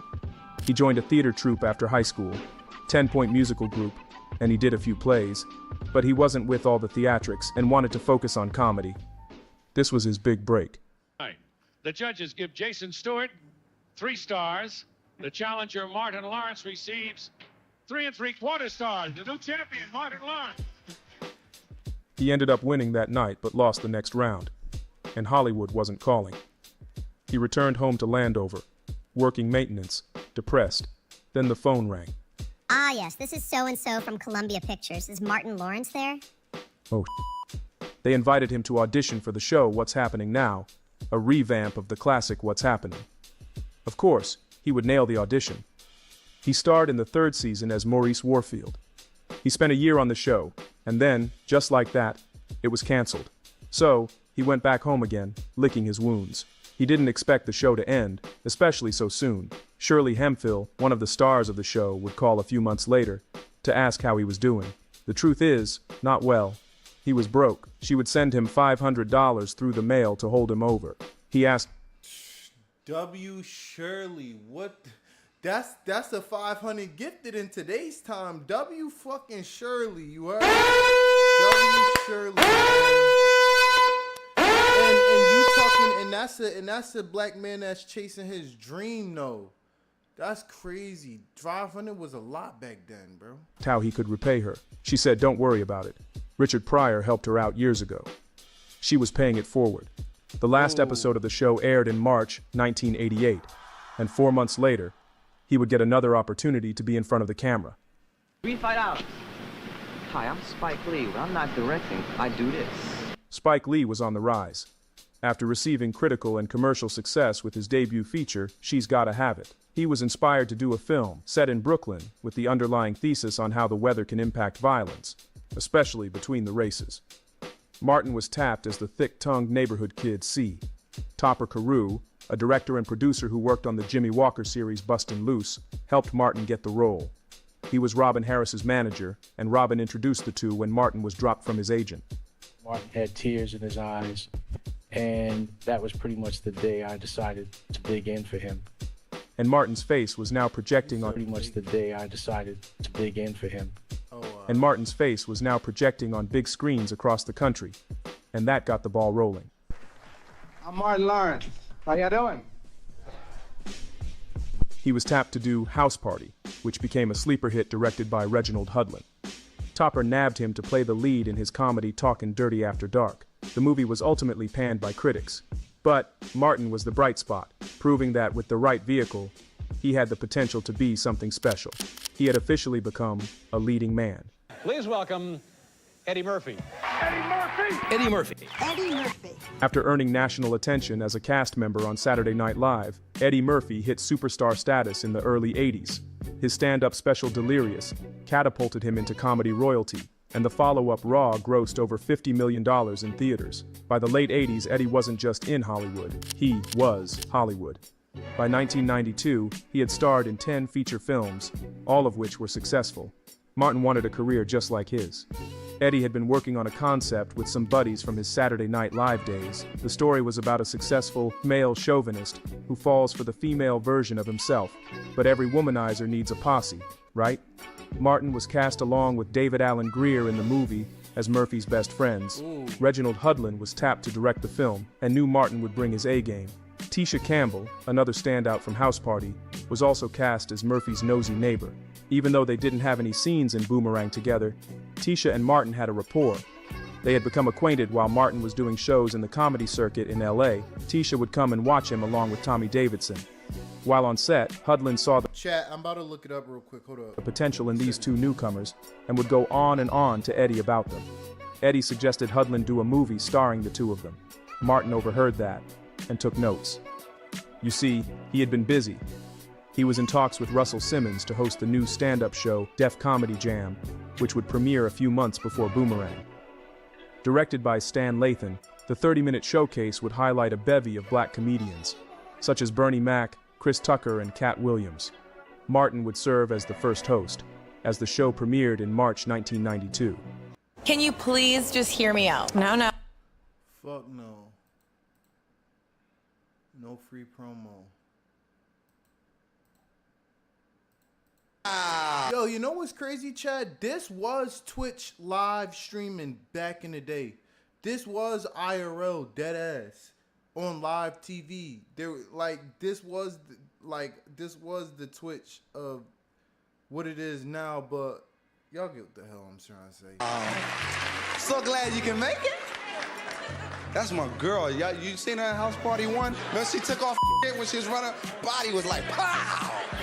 1992 was a defining year as hip-hop surged into the mainstream. By partnering with Def Jam, Martin positioned himself at the forefront of this cultural moment, seamlessly blending comedy and hip-hop in a way that resonated with audiences. Martin and Topper were also developing a new sitcom. Martin knew that the best way to get eyes on him was through being in people's living rooms every week. He already had the mature hip-hop crowd. Now he wanted to step into the mainstream. Hell, Cosby did it, and Eddie was live every Saturday.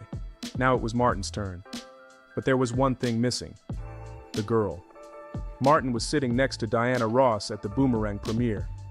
The Diana Ross. And when he saw Tisha, he told her that he wanted her to play his love interest in his next project. She brushed it off as industry talk, but he kept his word. And once he sold his show, he gave her a call. But the problem was, Tisha had already booked another gig and had to decline. Martin wasn't going to take no for an answer, and showed up to her home to pitch her the possibilities of the show, only to find Tashina Arnold, Tisha's roommate and best friend, in the apartment. They had known each other since they were child actors, and were both hustling to get Y'all know where this lure is going. This, Martin and Gina, right? their big breaks in the industry. Tashina had auditioned for his show previously, but hadn't heard anything back yet. She wanted to earn it on her own merit, Everybody and made hates Tisha Chris promise her not to tell Martin they were friends until Martin showed up in their living room. She received a call offering the part of Pam soon after he left. What's up? What's up? Pam James is his girlfriend Gina's best friend and Martin's constant sparring partner, known for her quick wit and insults. Carl Payne and Tommy Ford would come along and be cast as Cole and Tommy, respectively, Martin's best friends. Cole was a goofy, awkward guy, and Tommy a smooth talker who ain't have no job. God is so good. And think about the odds of this happening back in the day. Like, this was them chasing their dreams through Hollywood and what's known as today, before the streamer world, before the internet, bro. The show became a playground for Martin, allowing him to showcase his comedic genius by portraying a variety of unforgettable characters like Shanae Jenkins, the loud and flamboyant neighbor, Jerome, the gold-toothed hustler, and Mama Payne, Martin's overbearing mother. Each added their own chaos to the mix. The show was an instant hit. The first season, Fox made the sitcom the highlight of their Thursday night lineup, which drew away from NBC's A Different World, which showed at the same time, causing them to drop from number 17 the previous season to number 71. Martin was number 41. But not everyone liked the content. Bill Cosby took aim at Martin and other sitcoms of the day, saying the new black sitcoms and the comedians that led them promoted vulgarity in a Newsweek article. But Bill was the master of morality, and we gotta listen to him, right? Martin wasn't trying to be anyone else's idea of success or morality. The show was loud, unapologetic, and full of personality, just like himself. This wasn't The Cosby Show or anything like it, and that was the point. Martin aimed to highlight a young black couple navigating life in the 90s with all the ups, downs, and hilarious in-betweens. And it wasn't entirely due to the writing. The scripts... Yo, I'm kind of thinking, what if I did a damn near, like, a spinoff or something like that, bro? Like, I could see myself doing that up my alley, I ain't gonna lie. would be great, with the basic premise loud and clear for the audience. But it was the improv that kept people coming back, and the cast continuously trying not to break on camera. One of Hollywood's select few who's known by just one name. What's the name? What's the name? Martin. Yes, indeed. Of course, he's in that group with people like Madonna and who else? Cher, Regis, of course, Regis. Martin! Martin was a star, and he attracted other stars, soon rubbing elbows with the likes of Chris Rock and Will Smith. Saved by the Bell actor Lark Voorhees appeared on season 1 of Martin. The two started dating and were engaged shortly after. It's alleged that Lark found out the two broke up when he revealed on the Arsenio Hall show to be engaged to someone else.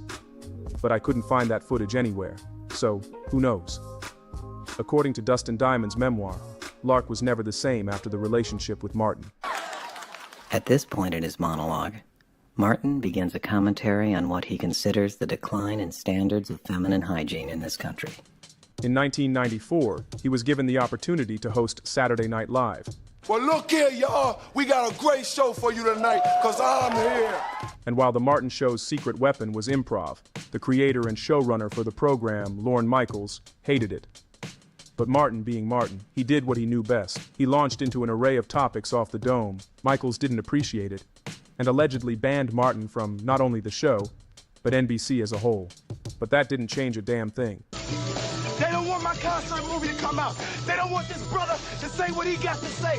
Hey, the concert movie. They don't want the people to hear the truth. The concert movie coming to a theater near you real soon. I may not be there, but the movie will. Mama!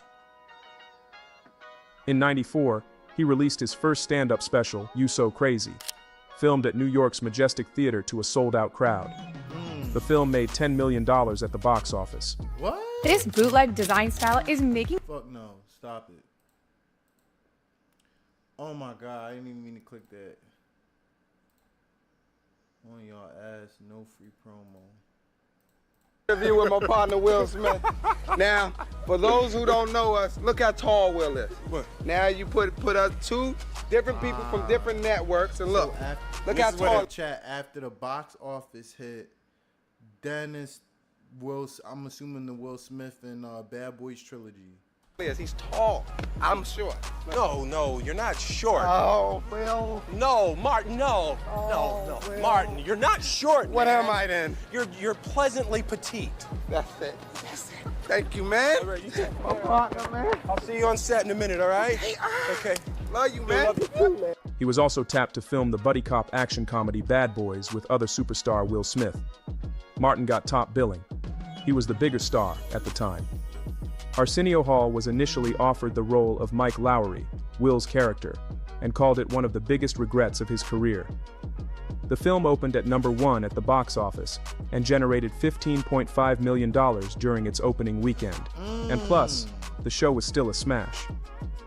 Mr. Martin Lawrence, we're trying to get to the bottom about the relationship between the two of you. You two get along all right? Oh, she's talking about Dwayne. She's telling people about Dwayne.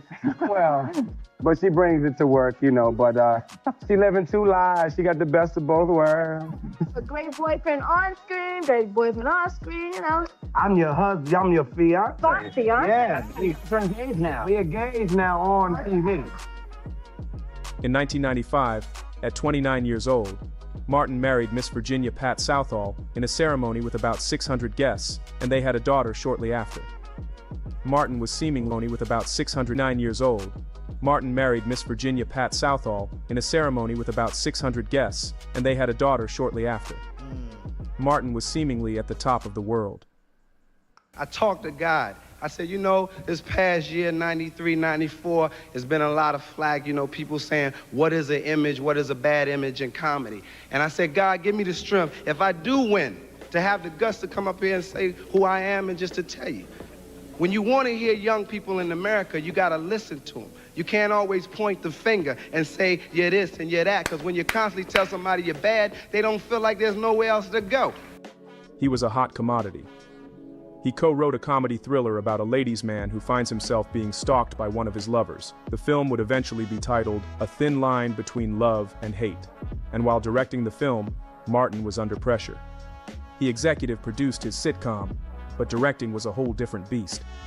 He reportedly flew into a violent rage on set and was hospitalized briefly at Cedars-Sinai Medical Center. This world ain't supposed to be like this. This is all wrong. We fight, and we're fighting for the wrong things. Everybody measures success in having a car, having a big house, but success is measured in your happiness. Because if you ain't happy, it don't mean a damn.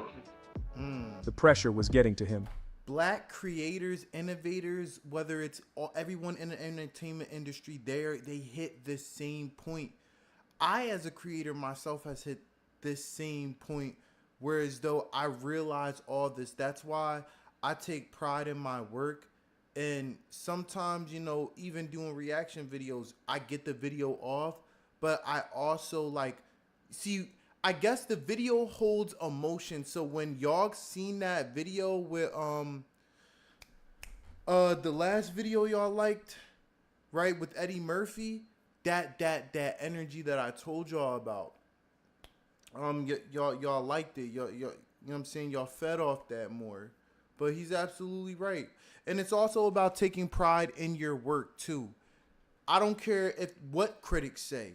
If you executed it how you want to execute it, to hell what everybody's gonna say. But you know, when you're on this level, your performance is above your level. If you're in the middle trying to, it's all about that attention. Fame wasn't just fun anymore. He had responsibilities. He started hiring his family and friends to be in his crew, buying them cars and property. He needed to work to keep everyone else going. By the time A Thin Line Between Love and Hate came out, Martin was on the brink. And this was just the tip of the iceberg. Wait, this guy?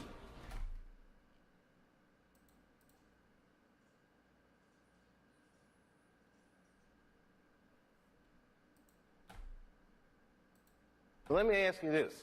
What is happening in Hollywood that a guy that tough will be on the street waving a gun, screaming, they are trying to kill me? Yeah. What's going on? Why is Dave Chappelle going to Africa? I'm going to say because of drugs. Why does Mariah Carey make a $100 million deal and take her clothes off on TRL? A weak person cannot get to sit here and talk to you.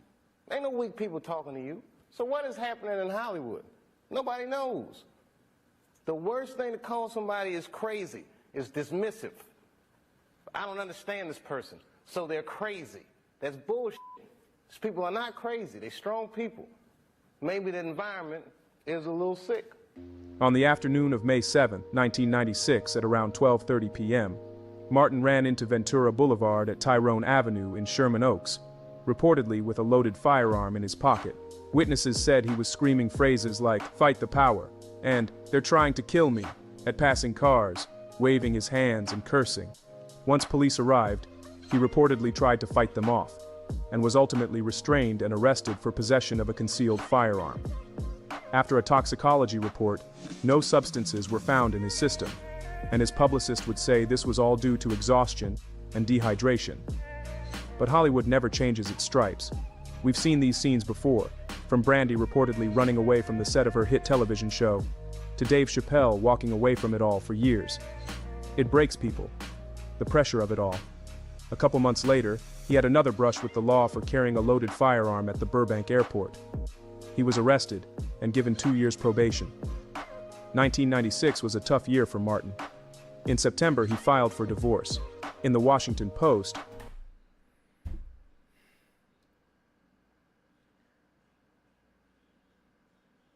and y'all think this generation is bad, at least like we had people like Martin, Will Smith, Eddie Murphy. We had people that came up and attempted the marriage thing, and y'all know I'm like a big advocate of what I'm about to say right now.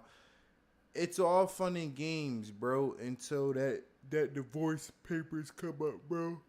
Chase your dreams, you know, leave a legacy of your choice, but understand marriage comes with divorce, relationships comes with breakup.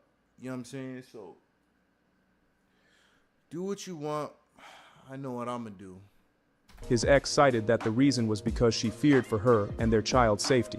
There were rumors that he reportedly forced his way into her hotel room and threatened her and her entire family's lives. We're learning more about that sexual harassment suit that has been filed against Martin Lawrence by his former co-star and about his reaction to it. In November 1996, his newly married co-star, Tisha Campbell Martin, left the show and filed a lawsuit that dropped in the press in January the following year. The lawsuit stated that she was subjected to repeated and escalating harassment by Martin. The suit claimed that Martin had become obsessed with her, in which he focused his lust, anger, and violent tendencies on her. She claimed that he had consistently asked her on dates, which she declined. It also alleged that she had been in talks with producers to install a panic button inside her dressing room. In response, his team denied her claims, stating, "Martin Lawrence regrets that he is being used as a pawn in a contract dispute between Tisha Campbell and HBO, which were the producers for the show." The lawsuit was settled in April, and she returned to the show for the producer being used as a pawn. The lawsuit was settled in Campbell and HBO, which were the producers for the show. The lawsuit was settled in April, and she returned to the show for the last 2 episodes, with the conditions that she would not interact or share scenes with Martin. And with a thud, the phenomenon of Martin was over. Just like that. There were talks of a spin-off with Tashina, but it never got off the ground. Martin's unusual behavior was ongoing, having been arrested for punching a man at a Hollywood nightclub. He was ordered to host a charity fundraiser and perform community service for the crime. The same day he was found wandering on Ventura Boulevard, he was shooting a film with Tim Robbins called Nothing to Lose. The film would eventually debut at number 4 at the box office and was met with mostly negative reviews. But while filming, an assistant called his then wife, claiming he was laughing hysterically over nothing and was unable to stop. But what was wrong? I was blazing herb, and I'm in lunch, and I'm in there smoking a joint. Hell, I didn't come back out as the director. I came back out, I don't know if I was a star, the producer, or the director. Laurie Altshuler stated in the Washington Post that although there were rumors that drugs may have played a part in his behavior, that couldn't have been solely the case. This was something mental. Black men and they rise to success and their mental health Oh man. I knew. How did I know this was coming? Stated that his behavior aligned with symptoms of bipolar disorder, stating, "People fluctuate in their mood from a high, where they feel tremendous energy, have little need for sleep, often have increased productivity, increased sexuality. It sometimes progresses to irritability, to grandiose delusions and paranoia. If left untreated, a person can become increasingly psychotic and lose touch with reality." According to his ex-wife's statements in divorce court, Martin had been seeking help and taking psychotropic medication since 1995. And he also had a full-time nurse on his staff. But really, that was none of our business. Ain't nobody trying to hear that bull, man. Of course, of development, there were different actors that were being considered for roles and stuff. And Martin, it always went back to Martin. Martin was the first choice. And then he went off and he was doing other films, and then other people got popular, and then it always came back to Martin. Martin kept working. In 1999, he co-starred along with Eddie Murphy in the movie Life. And although it had meager success at the box office, it became a cult classic. You gonna eat your cornbread? He also was the lead in Blue Streak, which opened at #1 at the box office. And I think God tells us, hey. Coming to my live book launch. Y'all, these ads have copyright music in them. I'm gonna make you lie down. Hey, my friend, I'm gonna make you lie down because you don't have sense enough to lie down for yourself. 2 weeks after Blue Streak premiered, while trying to lose weight for another film, Martin was jogging in 100-degree heat while wearing a plastic suit, wool cap, and heavy clothing, and subsequently slipped into a 3-day coma from heat exhaustion. The movie was Big Mama's House. Big Mama's House followed Martin, who played FBI Director Malcolm Turner, who goes undercover as the grandmother of his former girlfriend. The movie would make over $175 million worldwide, almost 7 times more than the original budget. But critics did not particularly like the film. Many media critics had a problem with Martin dressing in drag, thinking that wearing a dress, as many black and white male comedians had done in the past, was used as a trope to demasculate these men, putting them in a dress as a sort of dog whisper to the world, that they're not real men. But hey, it was funny. Martin continued working throughout the early 2000s, starring in Bad Boys 2, What's the Worst That Could Happen, and the criminally underrated Black Knight. Are you all right? Is everything all right now? Yes, America, I'm all right, and I just want to thank y'all for supporting me. But he had more to say. His second stand-up special, Run Tell That, addressed everything. From his divorce to his legal issues, audiences loved it, making the special a box office hit with nearly $20 million in earnings. He was consistently putting out work in the mid-2000s, after executive producing films like Rebound and Big Mama's House 2, as well as starring in Wild Hogs, College Road Trip with Raven-Symoné, and Welcome Home Roscoe Jenkins. Wild Hogs producing films like Rebound and Big Mama's House 2, as well as starring in Wild Hogs, College Road Trip with Raven-Symoné, Fine shit. and Welcome Home Roscoe Jenkins. In 2010, he... Listen, y'all, this is a message. Don't care about the mental health portion. Don't get caught up in the fame. Don't get caught up in none of that, bro. Just keep working. Just keep working. This is solidified. You have to do this. Your foot is in that cement, and it makes the stamp. Married his second wife at their Beverly Hills home. The two had been dating for almost 10 years, having had 2 children at the time they were married. But less than 2 years later, Martin would file for divorce, citing irreconcilable differences. Martin retreated from the spotlight around this period, letting other comedians take control of the game. He did Big Mama's House 3, which, while making over $86 million worldwide, was probably the weakest link of the trilogy, and also produced a stand-up special Doin' Time in 2016. But by 2020, a shift happened. In 2003, there had been talks of doing a third Bad Boy film, but budget constraints led them to halt development. The project got back off the ground in 2018. But now, Will Smith was top billing, after starring in films like Independence Day, being nominated for Oscars for Ali and the Pursuit of Happiness, and surviving entanglements. We saw it. The film opened at #1 and grossed more than the previous two films, as the public missed the duo. Will Smith was now the box office draw, which seemed fine with Martin. He wasn't the same man he was in 1995.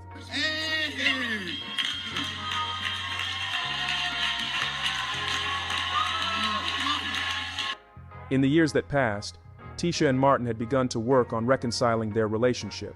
They've been tight-lipped on what steps were taken to heal, due to a gag order on both parties, but they've done it somehow, appearing together on a BET Plus special for the sitcom's 30th anniversary in 2022. Notably missing from the original cast was Tommy Ford, who passed away from an aneurysm in 2016. Rest in peace, Tommy. That's unfortunate. 2 years later, the cast appeared on the Primetime Emmys to honor the show and also nudged the crowd about how they'd never won the award, even with the show's success and everlasting syndication. But A Different World never won. Living Single never won. Neither did Good Times, The Wire, Girlfriends, or almost any of the other black-led shows you can think of. But the people loved it. And like I said, this is something that you're not always gonna get your congratulations, bro. But what wasn't? But that congratulations that you didn't get. Look what you did. Look what you made.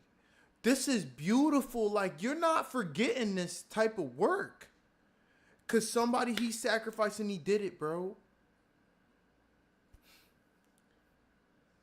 Man, this is so sentimental, y'all. And you can't fake that.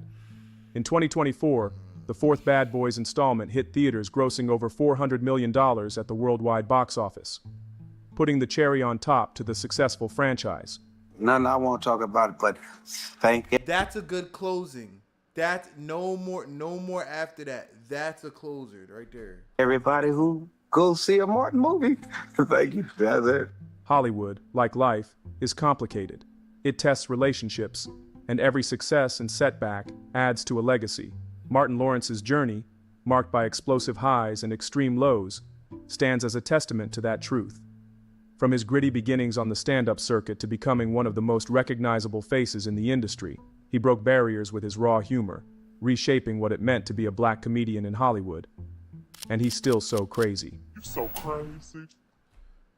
Y'all, thank you for watching. I will, be doing this as a lure, and the next one we'll probably watch is the Denzel one. I just want to share my story real quick. My name is Corinthian. I'm a content creator. I'm from Philadelphia. I grew up in Bensalem. I got family in Philly. I got family in Jersey. I currently reside in Philly. I love acting. I love being an entertainer. I love making people laugh. I love the high energy about me. So do, a lot of people. I just say I'm coming with the message to say that I'm sacrificing the next 5 years to be a full-time content creator. And other than reaction videos, I want to change the world and the perception of how people see content. I'm currently working with AI, and if you know AI, it's becoming more profitable as far as subscriptions goes. Those subscriptions aren't free and they're not cheap, I should say. Please support me by subscribing and liking the video. Free support is everything to me. And I want to make a content house somewhat like AMP. I don't know how I'm going to get the money. I don't know how I'm going to do this, but it's a chapter in my life that I want to go through, and I want to make it there. So, hello? What's up? Wait, I don't got this number saved. You said what? If you want to build an app and have no idea how to code or where... Bravo. Oh, shit. Yo, Bravo. What's good? What's goody? Hold up. Yeah, we on stream right now, Bravo. Say what's up to the chat, man.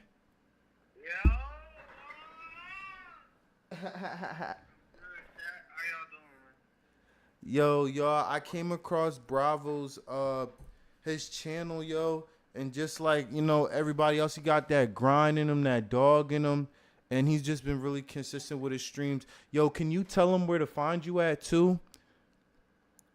Since we on streams. YouTube, Twitch, and TikTok, all at Bravo After Dark. It's Bravo After Dark, all together in one word. Word. You know, like old Twitter After Dark, shit like that. Mm-hmm. Yeah. Where I got my name from. But, yo, what's up with you though, Batman? What's going on, Bravo? I was just doing a reaction video to some, like, you know, actors back in the day, and like, you know what I'm saying, their story to success.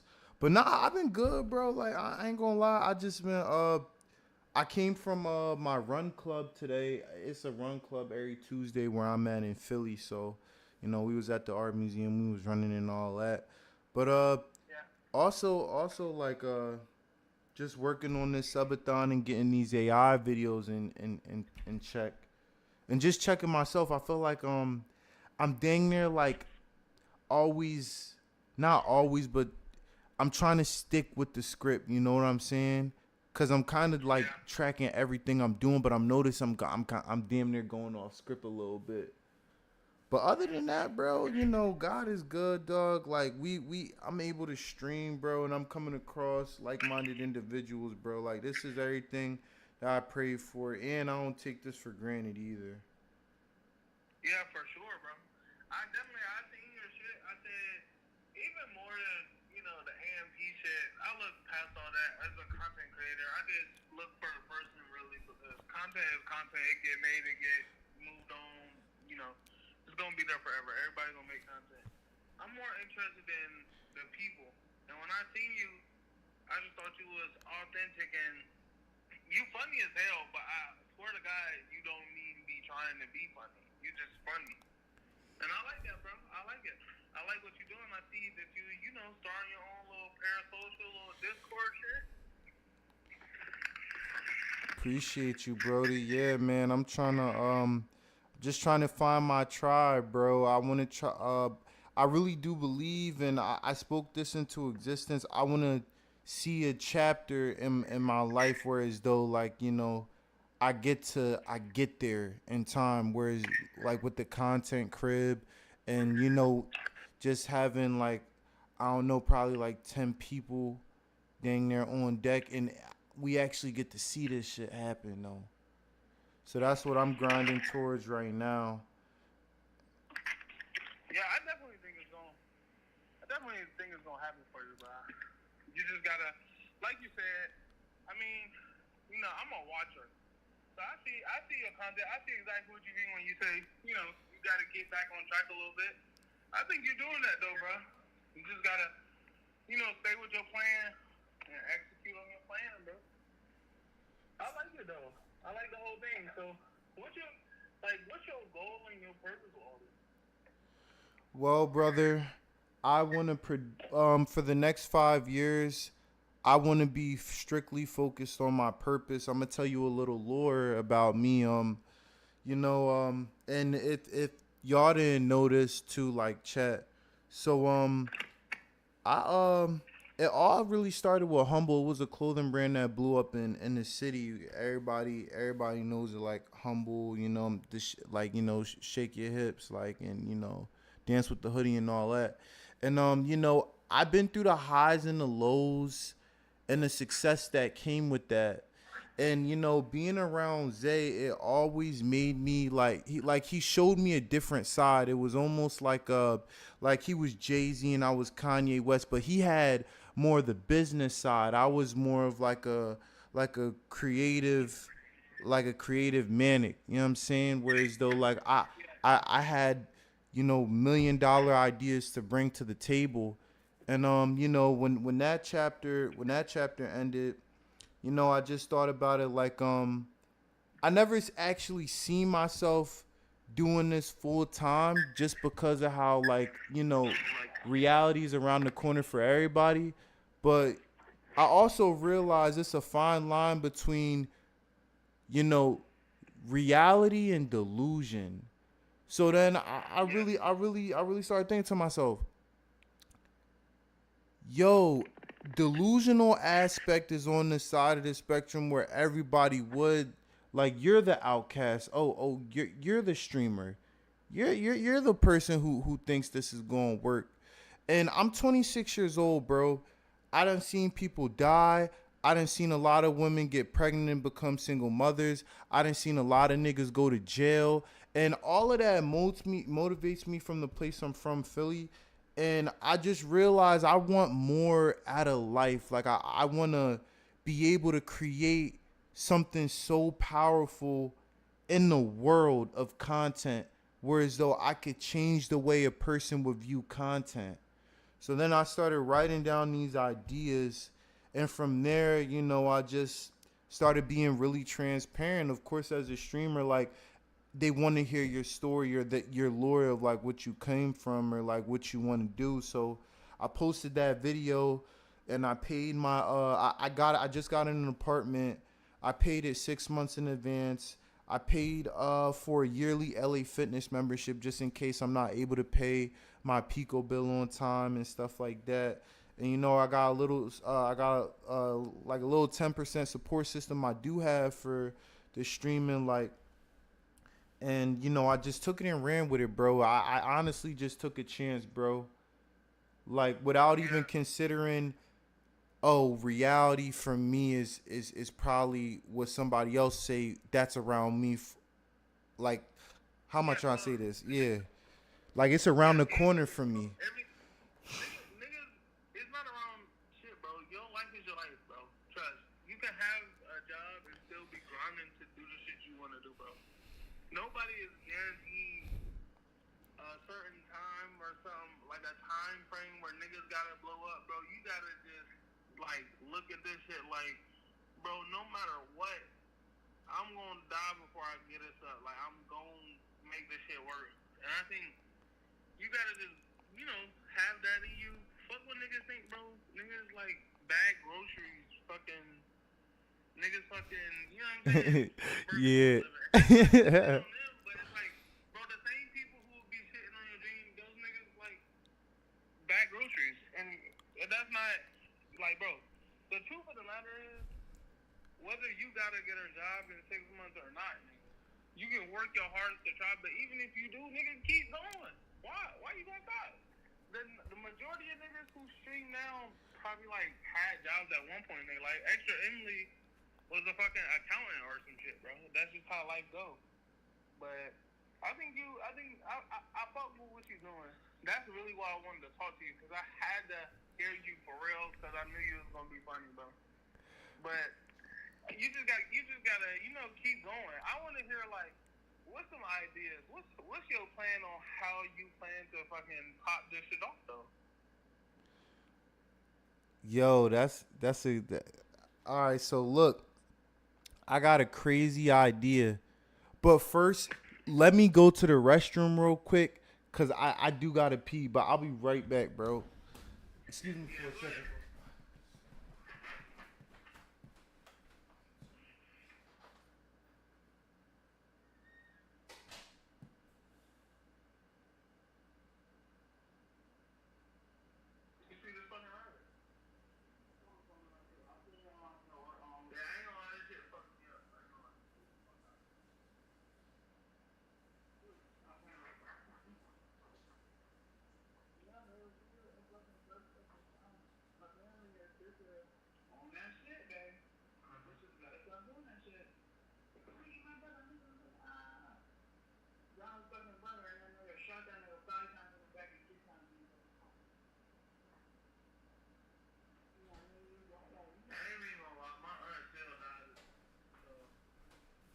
Yeah, I'm back.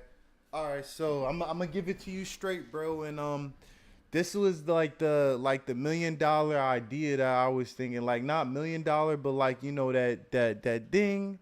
All right, so chat, I'm gonna let y'all notice how I'm thinking and how I'm about to come, like, with this, like, master plan. So I really sat there and thought about it. I watched all the streamers. I studied the algorithm. I studied the metrics and what they did and how they did it. And I really broke it down into two factors, right? Now, with streaming and, you know, broadcast and everything, it's almost like a sport now. You know what I'm saying? Like the bar has been set so high. The streaming culture isn't what it was like a couple years ago versus what it is today. You know, so I say this just to say, you know, with streamers comes endorsements, brand deals, and collaborations and looks from all over, eyes that's watching you from all over. So I realized something, right? And I was telling the guys this today, like my young niggas, they was like they hit me up for the content too, because I was the only one that's like that dang near took the risk and posted, you know what I'm saying, full-time streamer. So I was telling them, as a streamer, you could either look at it two ways, right? You could either be a star player or you could be a fanboy for a franchise. So I thought to myself, like, look, even Kai Cenat, like, all right, bet, overlooked to becoming, I'm going to say, well, on the grind, I'm going to say, to becoming one of the star players for AMP. And he got a Nike deal, and everybody in AMP got a brand deal. And it may not have been Nike, but I know Phantoms with Puma, and I forget whatever else the guys was on, but I seen that brand deal, and I thought to myself, yo, one thing about this, like even in my city, I'm from Philly, so bro, it's this one nigga, his name Bubba, and he's a Eagles fan, he's a diehard Eagles fanboy, and he made his way into the space by promoting the Eagles. It's nobody in the city who don't know who Bubba is, for real, for real. If you know, you know. But him and Gilly the Kid, all fanboy for the franchise. And when I say fanboy, I'm talking about the Eagles was already on, but just having them as they back, like, all right, bet, like, yo, they exist too. So you can't mention the Eagles without mentioning Bubba. You can't mention the Eagles without mentioning Gilly. So I thought about it, you know what? What's the top 10 franchises in the world that I could make like that I would want to incorporate myself in? So for the first thing I really thought of when I started merging, like using AI and Google Gemini 2.5 Flash, like in ChatGPT, I thought to myself, yo, Marvel connects with everybody. It's superheroes, it's villains, and the way I wanted to approach the situation, I had a real plan. I thought about it like this, right? 50 Cent was one of the hottest rappers back in his day. How he did it was when he was beefing with everybody and made it to where as though you couldn't mention 50 Cent. I mean, you couldn't mention, like, if Ja Rule or anybody was in an interview, whoever was beefing with 50, they would always ask them, yo, what you think about 50 Cent? Or like, what's your opinions on like his album, out of nowhere?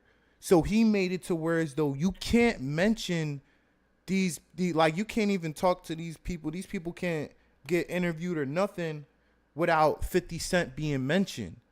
So that got broadcasted everywhere. Like, that's why 50 Cent is 50 Cent, how he did it. So I'm thinking about it like, all right, bet, what's my niche?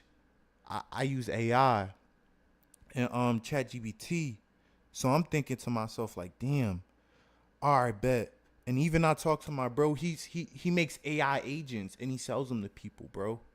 Like, I came across him on a live and he was basically breaking it down to me, like all the questions I never thought I would have answered, he answered them. So he was basically breaking it down to me like, it's a couple different ways you could approach this situation. Like, you could be an avid person that's marketing something you want to sell, or become make yourself so valuable over time, whereas though like you're gonna be able to like profit off of it, but not in a way like whereas though like, all right, bet, like this is what it's leaning towards. It's like more as though it's gonna happen in a different way. Like, I wish he was here to break it down. He broke that shit down so crazy. So I say this just to say, I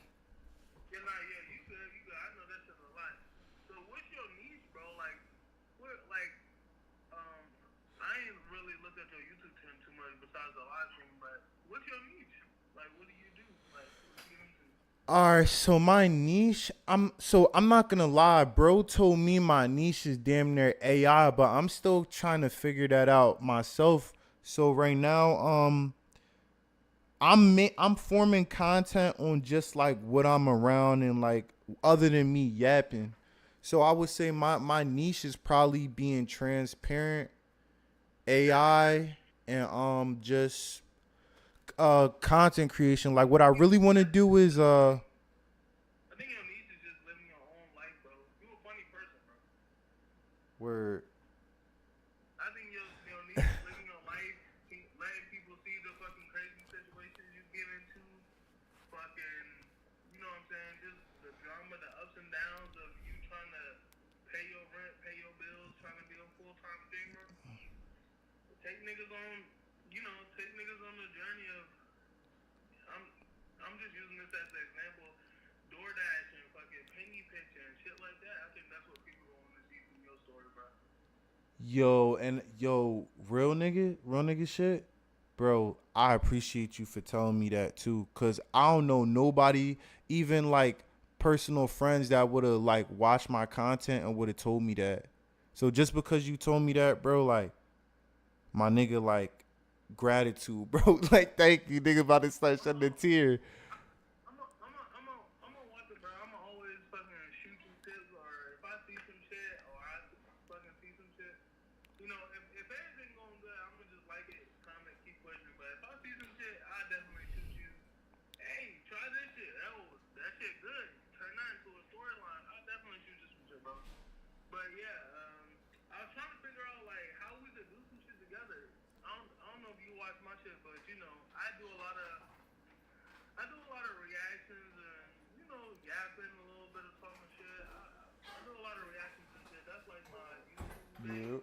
As far as streaming and shit, I'm gonna be getting into IRL. Pretty soon. I already got all the stuff, but I just gotta go outside and like you see my clips, bro. Yeah, I definitely subscribe to your YouTube video. I gotta go down your lore too, like what you've been posting and stuff like that. But I always make sure like I repost like your shit too, cause I ain't gonna lie, bro. Like I like when you talk, bro. It's you be spitting that real shit though, bro. And mind you, like I'm not. I don't want to say it like this, but like I feel like as a big streamer, like big people got the biggest hearts in this shit. You know what I'm saying? So I feel like you being in this streamer space, that stands out more than anything. Like, yeah, we could stomach listening to Bravo rather than like anybody else, just because it's just like I never met an evil like fat person before. I know it sounds crazy, but like I'm just saying, like, you're funny, you know how to talk. You grab, the audience is gravitating towards you.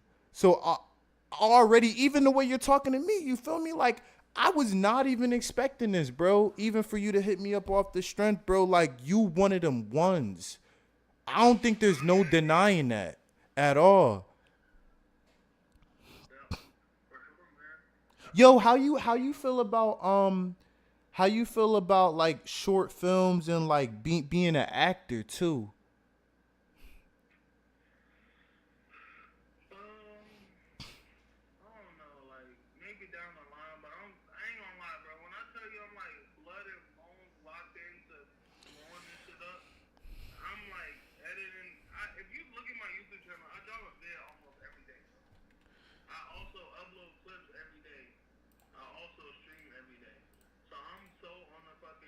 Say your YouTube real quick for the chat, cause I'm about to show them real quick. This is Bravo's channel.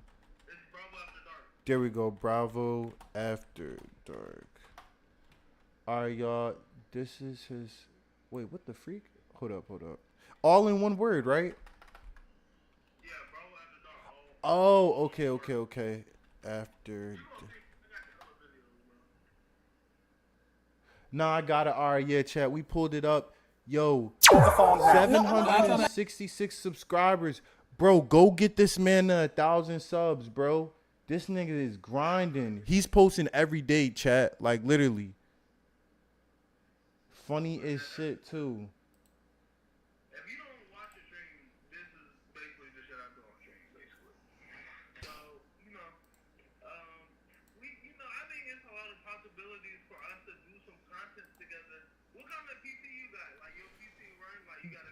Yeah, I got so my man's let me use this PC, right? It's called a GeForce RTX.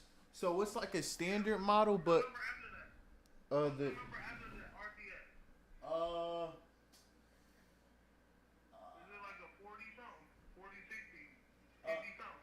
so it really doesn't say. It just I know it says on the side like Intel Core i5, and then it has like a I think a hard drive in the middle that says PNY.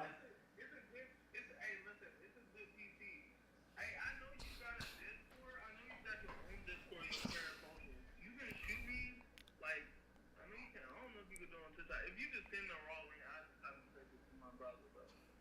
You can send me a fucking invite to your what's the name, and I'm gonna send you an invite to mine too, cause I got it's not my own personal content Discord, but I do got another Discord where it's me and a couple other streamers, and that's where we post our collabs, and that's how we collab with each other.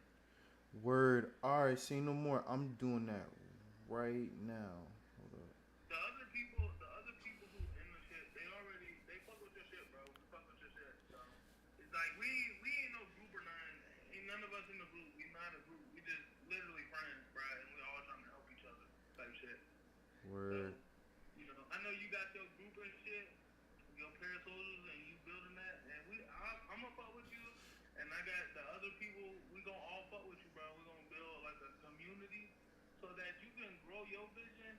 I can grow my own separate vision over here, and these people can do that. And you gonna build that AMP and shit. Who knows, bro? Maybe we end up in the shit. You know what I'm saying? Maybe we all come together at the end when we bid.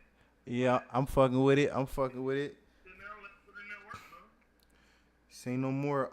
I'ma send you this joint, the link over TikTok. And also when I send you the link, you could add me on Discord too. I'm gonna accept that joint right now. I got you. Hey, you play games? What kind of games you play? All right, so I'm not gonna lie.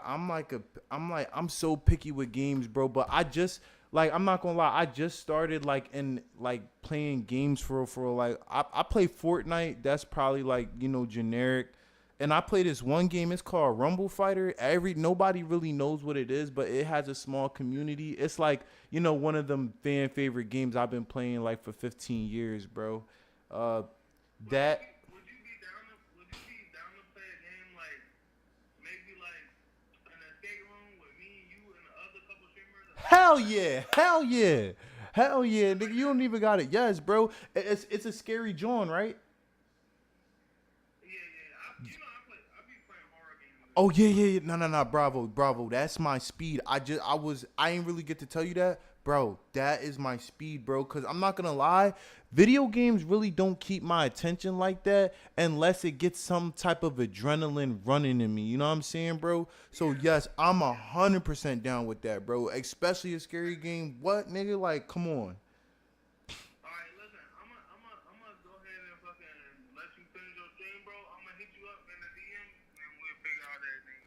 Y'all, please go tap in with Bravo. I'm trying to tell you, this man is so thorough. Mind you, nobody personally called me and told me this shit, bro. So as you being a up and coming streamer, bro, and you even keeping it a being with me and telling me this, bro, I appreciate it for what it's worth, bro. And I'll never forget this.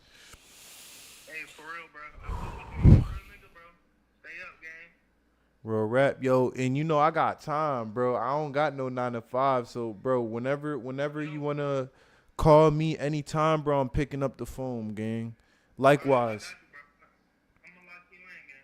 All right, see no more. All right, stay safe.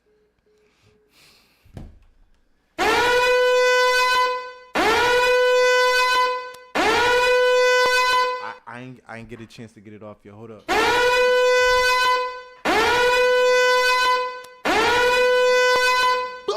Man, what's going? All right, bet, man.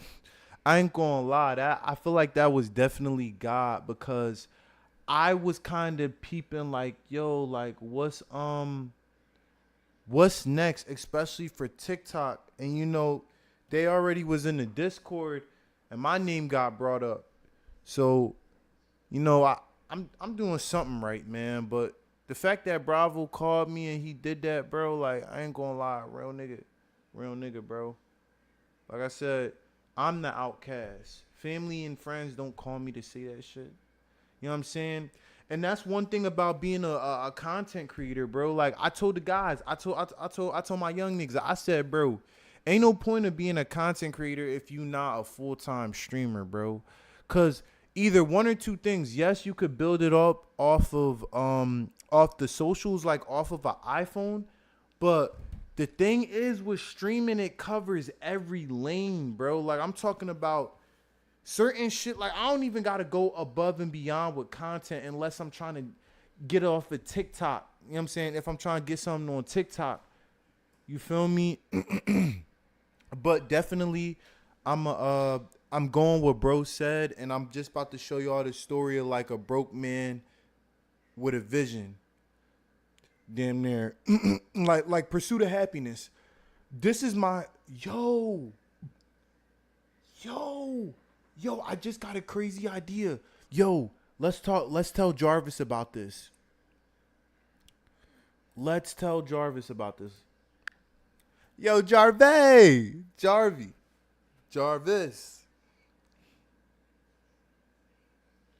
Hey, Mr. Stark. I hear you loud and clear. What's on your mind today? Let's dive into whatever you need. You're not getting tired of me, are you, Jarvis? Not at all, Mr. Stark. You know I'm here for the long haul, just like a good AI sidekick should be. So whenever you need anything, just hit me with it. Okay, so look, Jarvis, I ain't gonna lie to you. I just had a crazy idea. So Bravo just told me that like my TikTok, something about my TikTok lore. And he was like, stick to showing that side, like, all right, just embracing who you are on the streamer aspect. And show people that lore, like the broke man side, the broke man politic. So what I was thinking was, what if I try to merge like a movie concept like Pursuit of Happiness? I also want to do some short films too, like, but definitely like, God willingly, I'm going to come across some money, you know what I'm saying? And I'm going to pay Avery to do a video, but I definitely want to do something among them lines. I need you to give me like 20 thought-provoking viral topics about like basing what I'm doing off that movie and like how I could collide with it. Other than just me posting, you know what I'm saying, letting niggas know what it is. Yeah, let me know something, Jarvis. Let me know something, man. Like I want you to like relay this idea. We could bounce ideas off each other, but let me know what's up. Absolutely, Mr. Stark, I got you. I love the angle of mixing that Pursuit of Happiness vibe into your storyline, especially showing that raw, relatable high to the streamer journey. So let's spin up some thought-provoking viral topics you can riff on. Here we go. From zero to hero, streaming my way through the struggle, a Pursuit of Happiness story. This is all about framing your grind and your subathon like a real-life underdog movie. Broke man politics, the hustle behind every stream and dream. Dive into the authenticity of showing the not-so-glamorous side of the journey, just like Will Smith's character did. Pursuing happiness in a digital world, how streaming became my modern-day survival story. Basically, you're taking that movie spirit and applying it to the streaming hustle, showing people that your journey is about more than just going viral, it's about that raw climb. Streamer's Pursuit, turning my brokest moments into my biggest inspirations. This topic leans into how you transform the real-life grind into content that's inspiring and relatable. From Philly streets to streaming feats, my Pursuit of Happiness reboot. Little local flavor, tying in Philly and your own unique journey, and we can definitely spin out more. The main idea is to let your audience see that behind the superhero mask and the AI flair, there's a real-life journey that's just as compelling as any movie. Let me know which ones vibe with you, or if you want to bounce around more ideas. Okay, say no more, Jarvis. Just send that over to me. I'm gonna read over it, the context, and yeah, we lit. We definitely lit. All right, bet.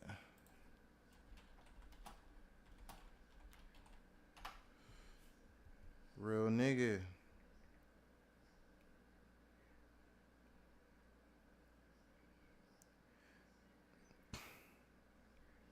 Yo, I'm not gonna lie. this is what I needed. For the next couple weeks, I'm in dog mode. You heard? Grrr, bow. I'm in dog mode. I really wanna focus. I really want to focus strictly on the subathon though, but I am also gonna give y'all some TikTok lures and really like show y'all what's going on within the background, and really make sure like y'all up to date on like what's happening and everything like that, because that's what people want to see. You know what I'm saying?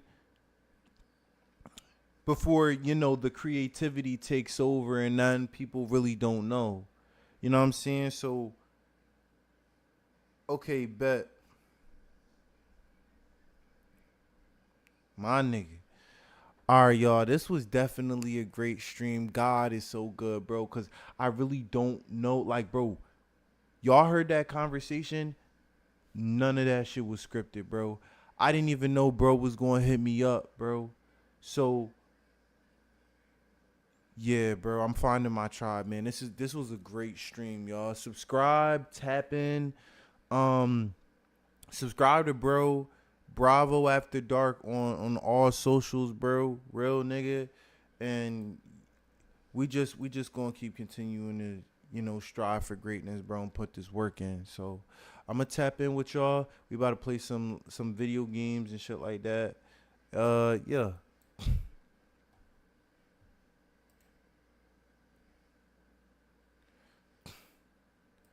Video shorts.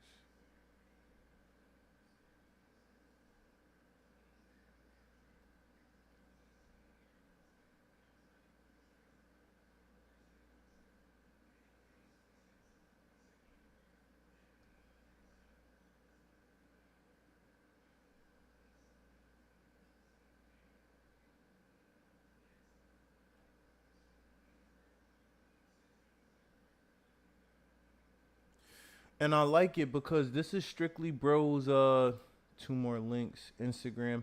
This is strictly his content, and this was what I was confused about. Should I just keep it like reaction videos, or should I like what's the range that I could do, like, you know what I'm saying?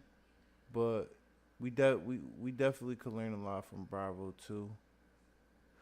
I bet.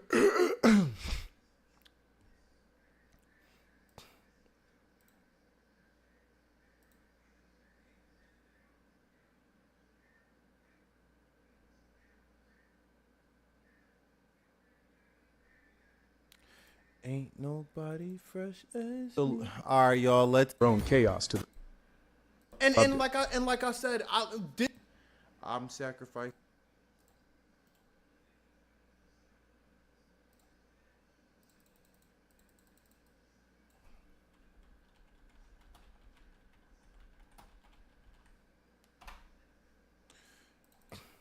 Idea how to code. Oh shit, yo, Bravo. Yeah, we on stream right now, Bravo. Say what's up to the chat, man.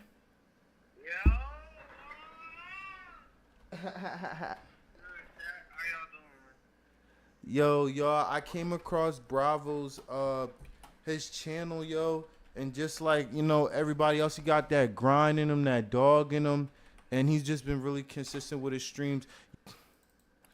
All right, y'all.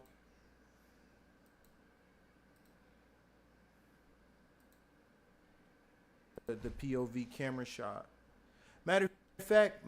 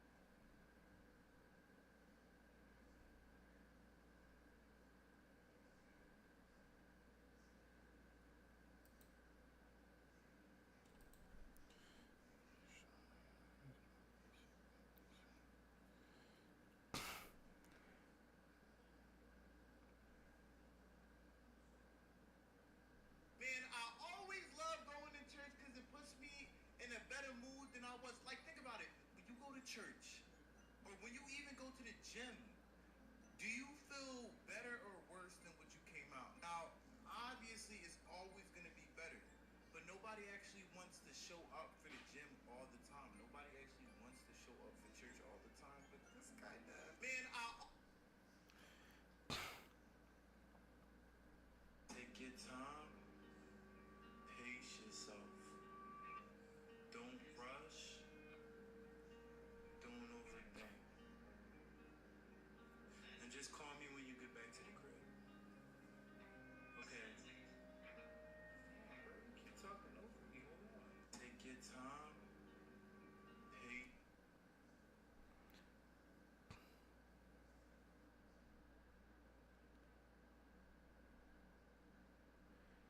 God is so good, man. I gotta start praying, bro. Why is it? I go to church, but it's so hard for me to pray and open my mouth and like.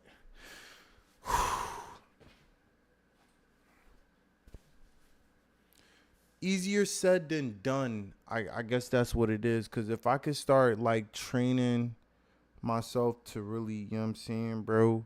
It's a lot of things that could happen with the word of God, bro.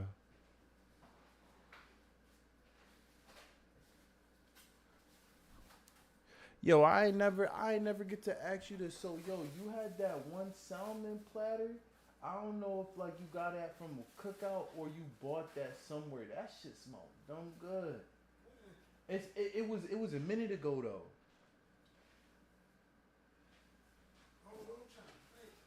Mind you, the last time you had like salmon.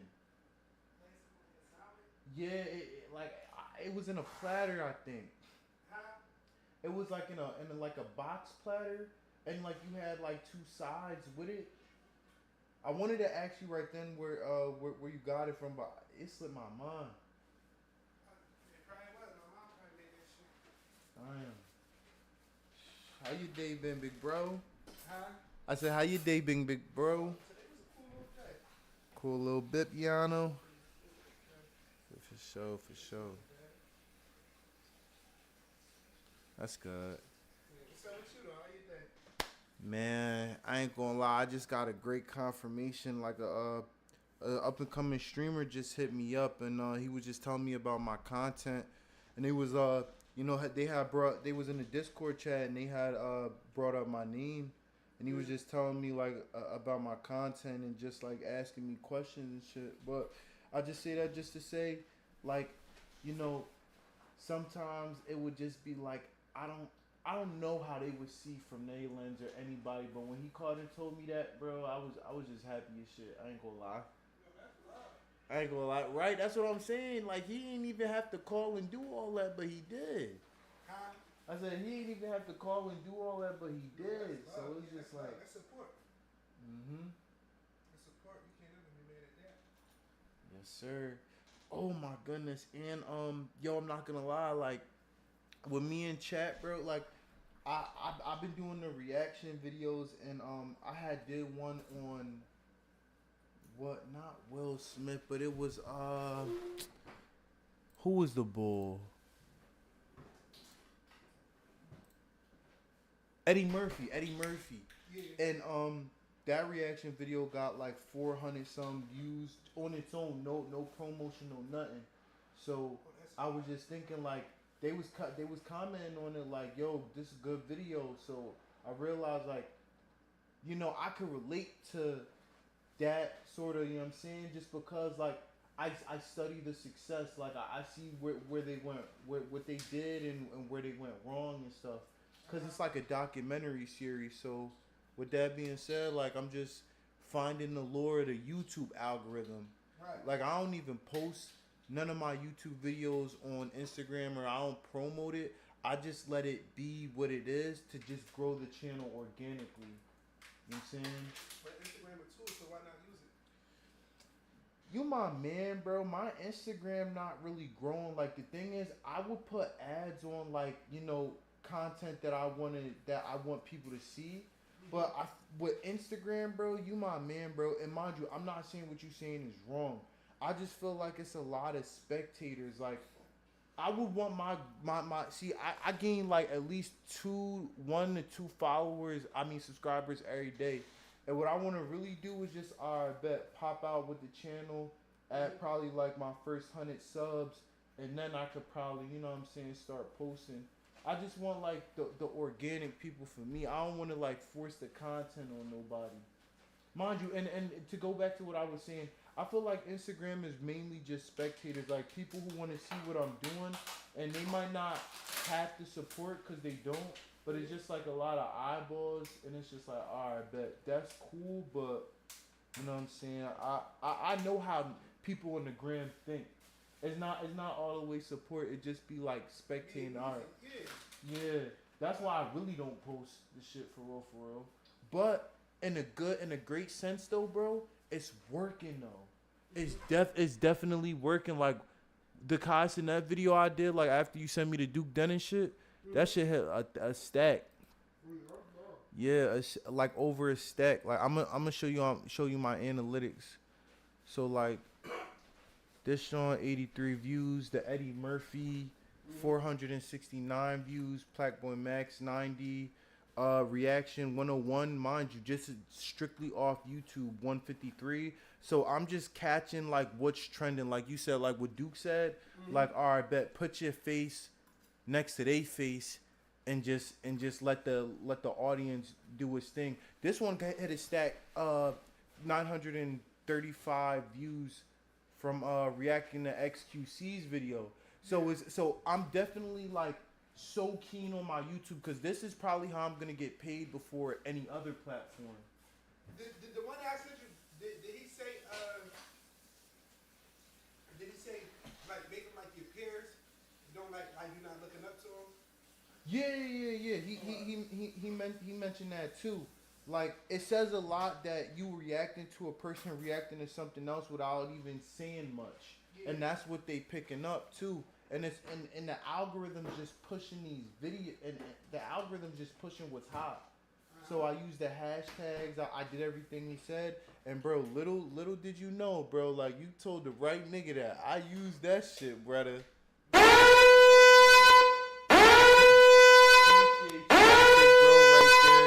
Love that man to death. I lay a nigga down for big bro. Fuck. You want chat right now? Yeah, you want to say what's up? What's up, chat? What they talking about? Nah, they matter of fact, I'm gonna pull up the John. Hold up. So I'm streaming on 3 different platforms. So this Kick right now. Oh wow. I'm gonna see who's on Twitch. Now, mind you, they really be popping up with in the YouTube shit. Mind you, they really be popping up with in the YouTube Twitch. Mind you, they really be popping up with in the Twitch. Mind you, they really right here. This John. So just off of one joint, I'm streaming off multiple. It's one person in here. Well, that's mind you, they be coming like in and out too. So like I meet random people off Kick all the time. It said, look, like this nigga was in there earlier. I didn't even get to see. He said, howdy. By the way, how's everything going? Can you see the chats? See, I'm a dickhead because I didn't have it put up, but it be niggas in. You gotta make sure that shit should be on this screen, that screen, and that screen. I know. Whatever joints you streaming on, so you can interact with all of them at the same time. Right, you right. I'm gonna get on that.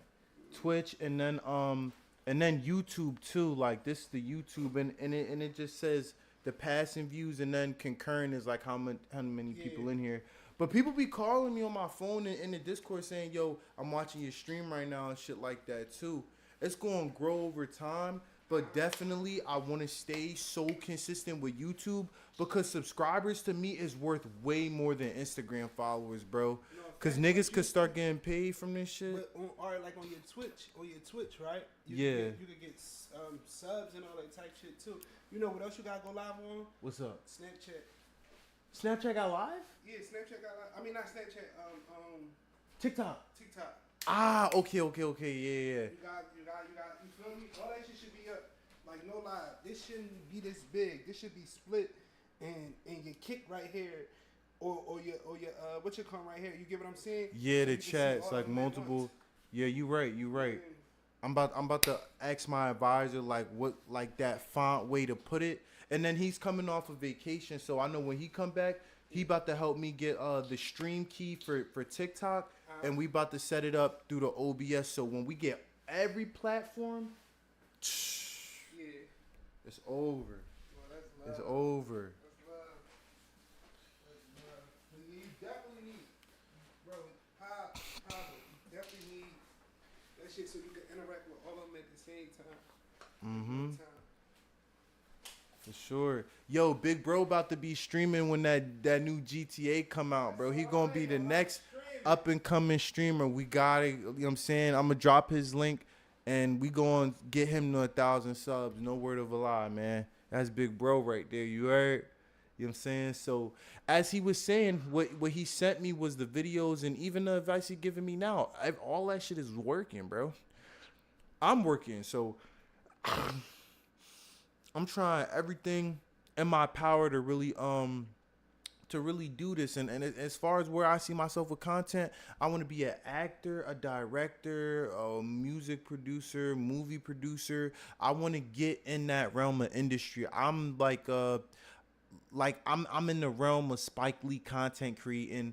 I'm just not known yet, but also I want to say I'm like the Kanye West of content right now, bro. Like I ain't gonna lie, that's how I view it at least. Like I'm multiple ways. Like, and Avery just hit me up too. So when I come across some funds, we definitely gonna put together like short films for y'all.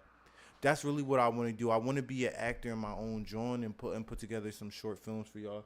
Y'all look, I got the little director hat too. This is actually Poppy's hat, man. He forgot it. I said, man, let me get it. I want to put it on stream. So y'all see this on stream. You know what I'm saying? This Poppy hat. If y'all know who Poppy is, all my fans, that nigga the GOAT. You hear me? So, woo, yeah.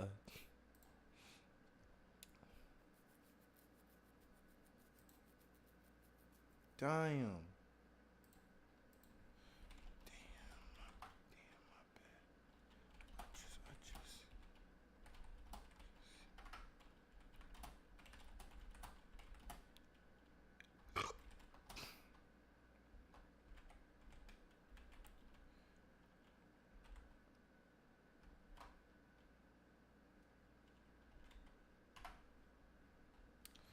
Yeah, I gotta do a better job of tapping in with the chat. I feel like me going live, like I care about the content more than I am like live, cause everything is getting clipped. Like I'm more of like a clipper than like a live type of guy, if that makes any sense.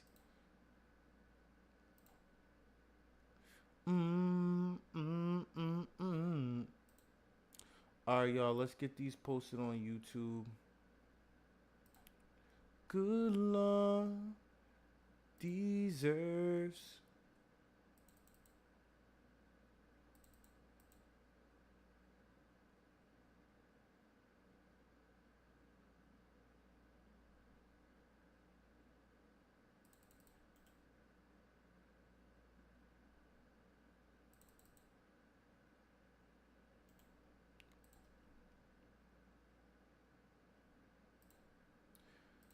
So as y'all could see though, this is my process. Like I put all my top 10 captions and I get it off of ChatGPT.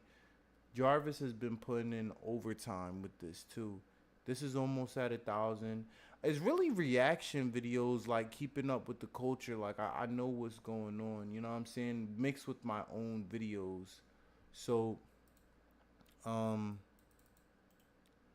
gonna just start being more transparent with the audience.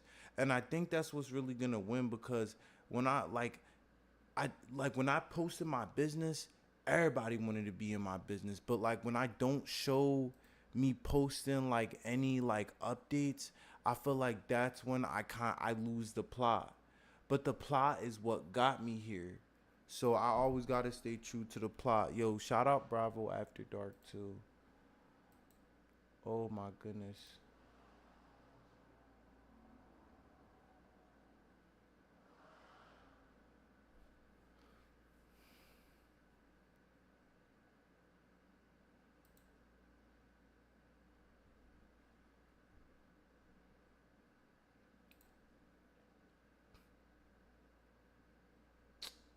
Yo, how do I?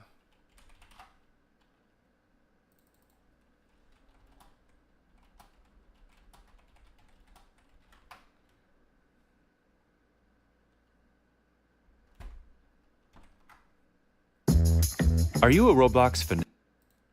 There you go.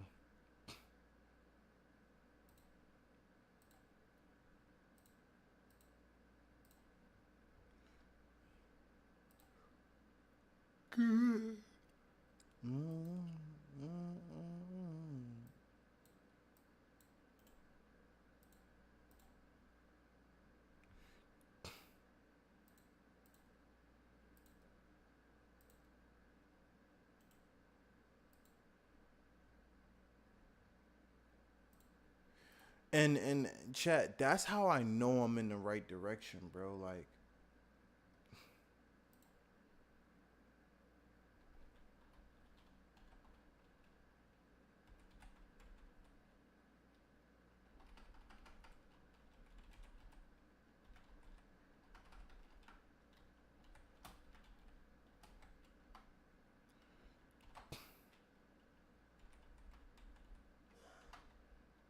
um,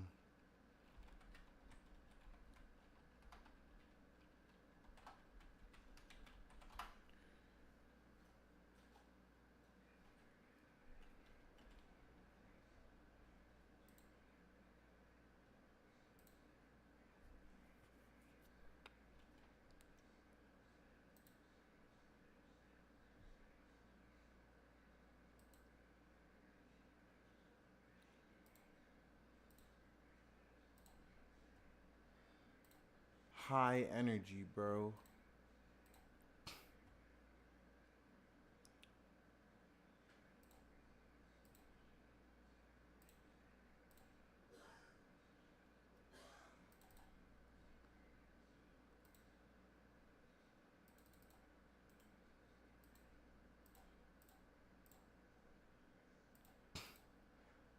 Do 3 reaction videos off something that's current. Well, 2 reaction videos off something that's current, and then do a one that you want to react to, something that really speaks to you. Like I look at all the black creators of this world, like Martin Lawrence, like Will Smith, and you know they have documentaries on their success. Like 30 years in the industry, people then documented all of this.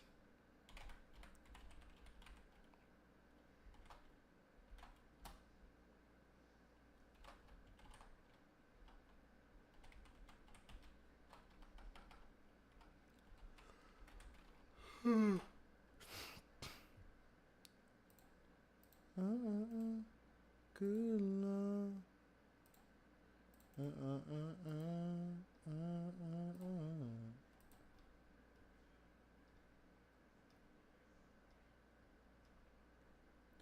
Hell yeah. Um.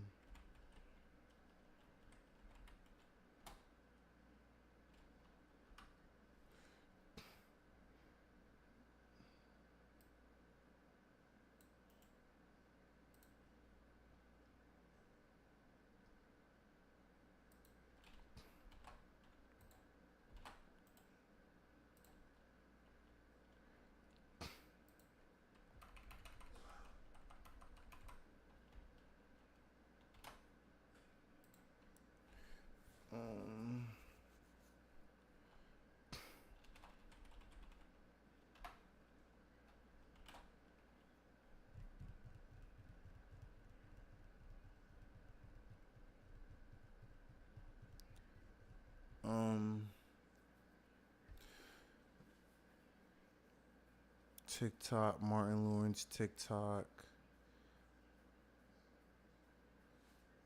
Did they put any hashtags for their videos?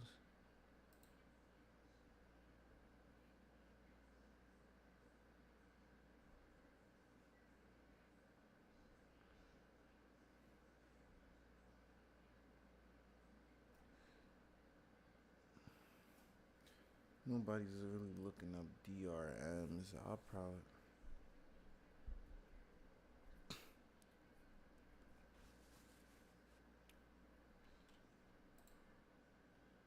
I'm gonna just have this. I'm. Well,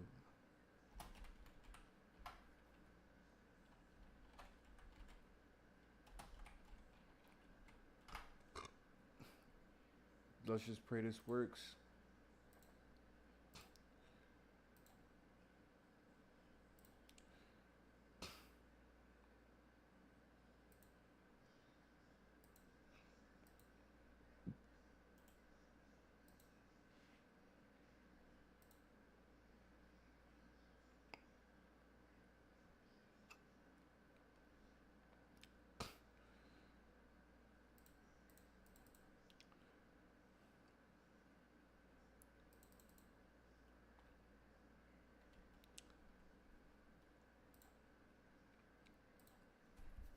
Yo, Gemini. I mean, oh my God, yo, Jarvis. So look, I just talked to a up and coming streamer. His name is Bravo After Dark. Um, I need you. To, he told me some motivational things, pointed me in the right direction, and he just hit me up out of nowhere. He called my phone, so I was gonna ask you if you could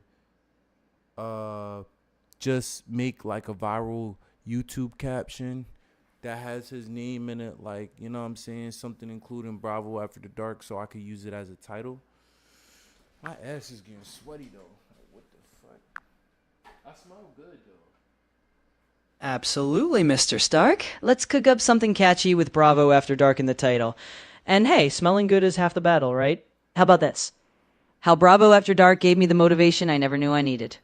It's got that personal touch and a shout out to Bravo, so it should stand out nicely. Let me know if you want any tweaks.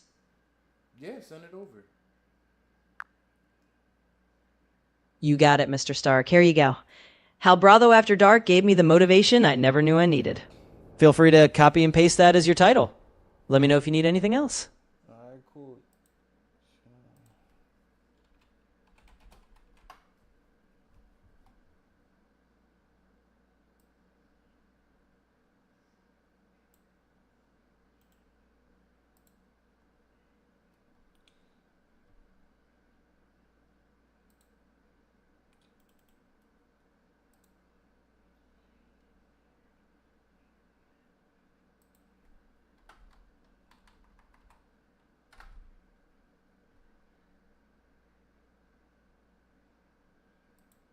Good love deserves an encore.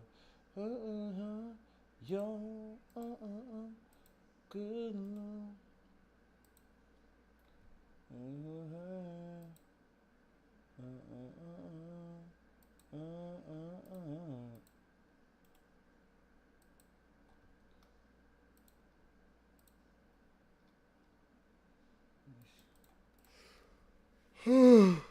Alright, I'm gonna add my tags too. Hold on.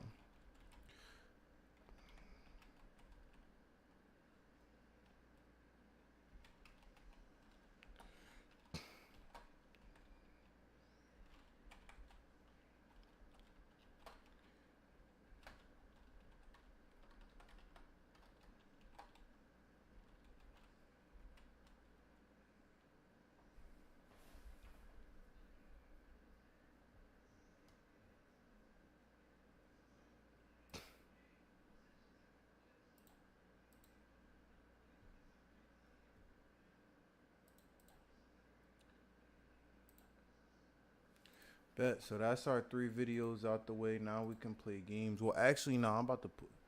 See, and that clip right there. That shit's so organic, my nigga. Like, now we could go to Opus. It's like I could happily go to Opus clip and put that shit in there. It's cool because you said you were gonna do something. So you basically leeching on. So nigga, whenever.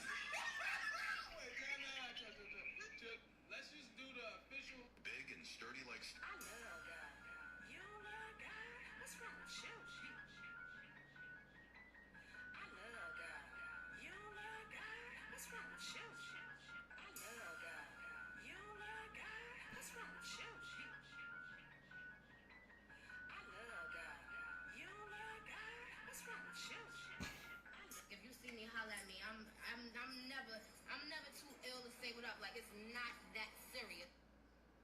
If you see me, holler at me. I'm never too ill to say what up. Like it's not that serious. If you see me, holler at me. I'm never too ill to say what up. Like it's not that serious.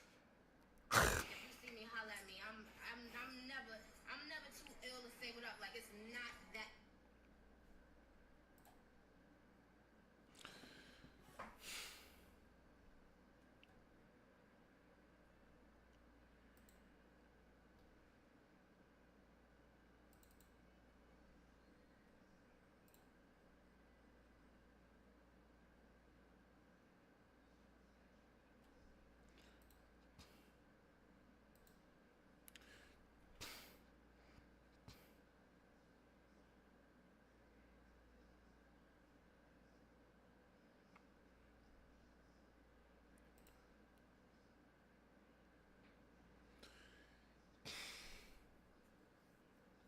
All right, y'all.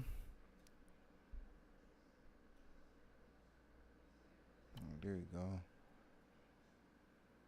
Oh wait, hold on. Let me take this off auto tracking.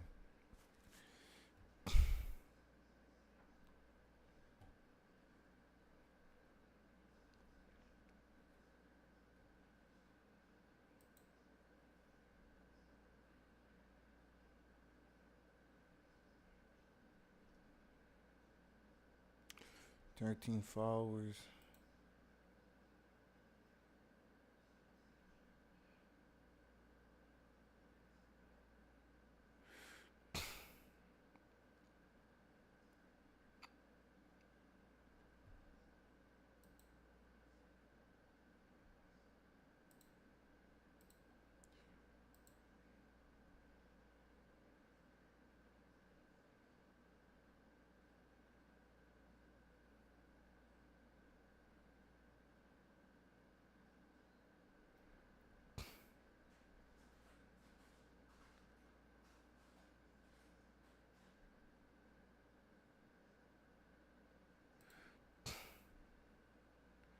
Alright, chat. The show must go on. Let me check a couple of things first. Alrighty, the show goes on.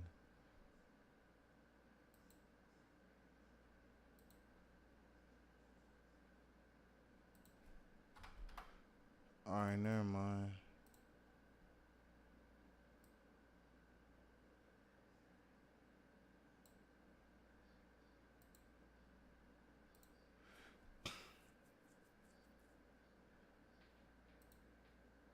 Hold on.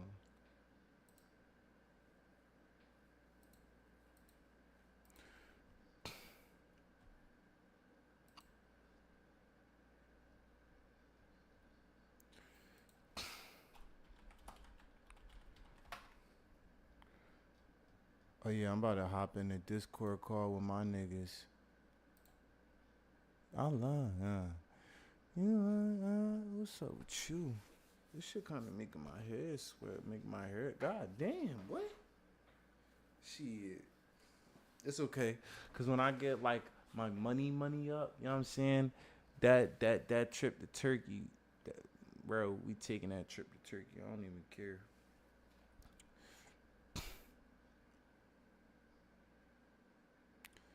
Will Smith on some. Oh yeah, we could definitely gonna play some Fortnite and check the line.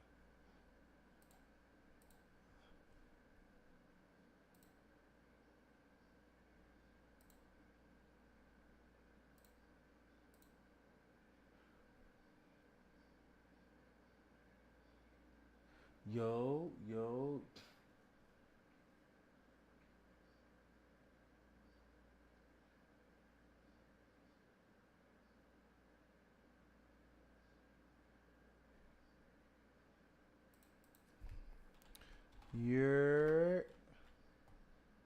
Alright, let me see some.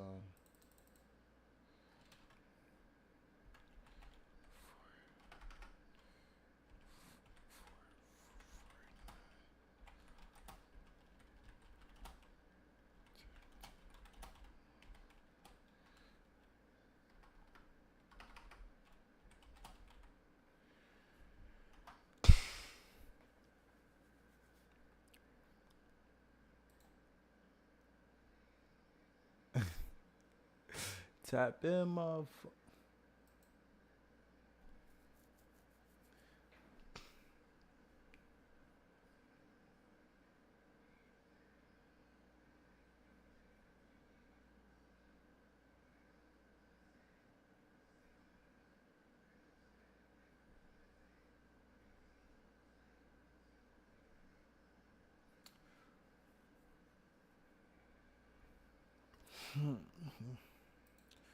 Alright, y'all, let's play some Fortnite. I might get another bowl of cereal, depending on how I'm feeling.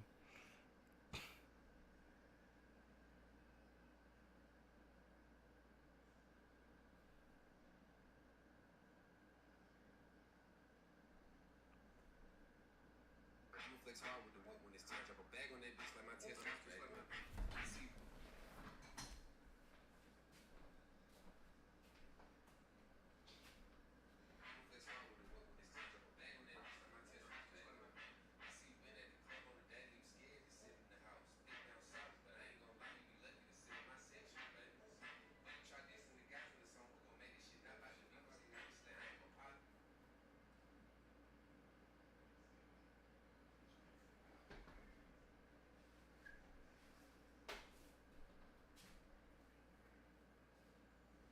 Hey, yo.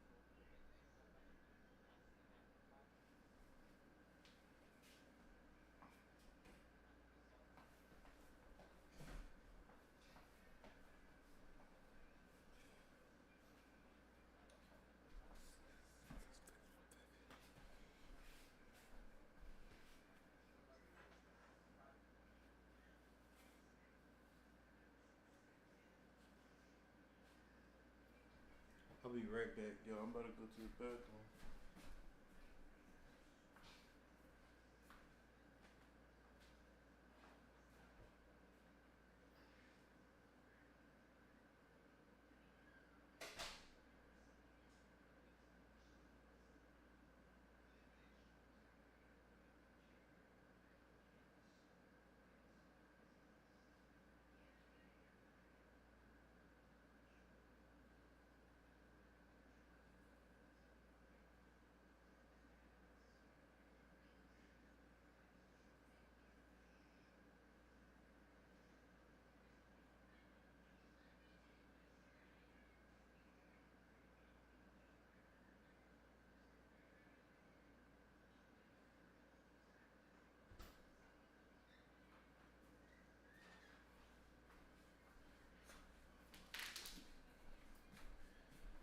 Said, so y'all, my first Pico bill came in.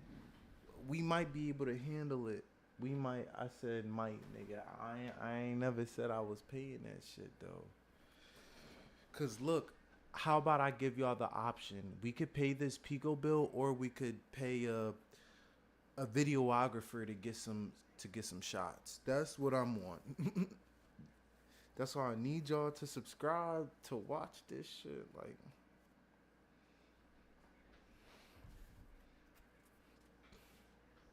Alright, y'all, let's go. Hold up.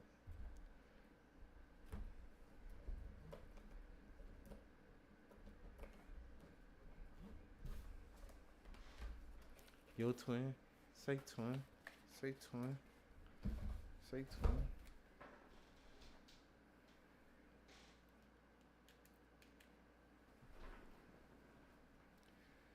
Last nigga thought about beefing with us, the only one speaking about it.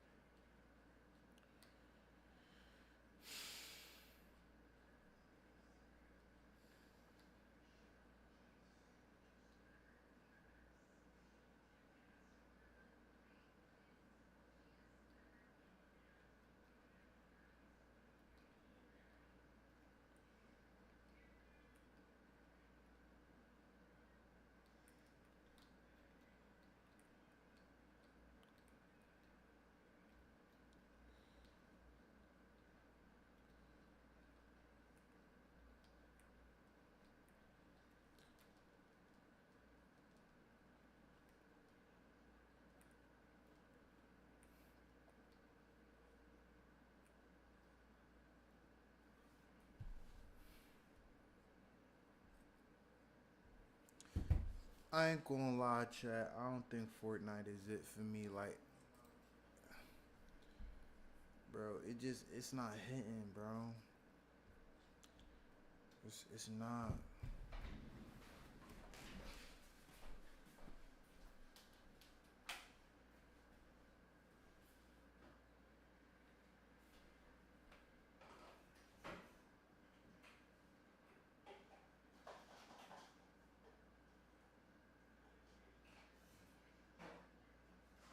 Yo.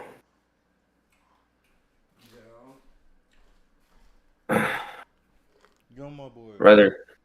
Go, brother. Yo, you on Fortnite? Yeah, for right now. I'm about to go on Rumble Fighter though. Oh, I was just about to hop on Fortnite, bruh. Oh, you got Fortnite? Yeah. I got Fortnite, Warzone, and we can hop on Rumble too, bro. Hey, bro, I'm really gonna slap you, Pablo.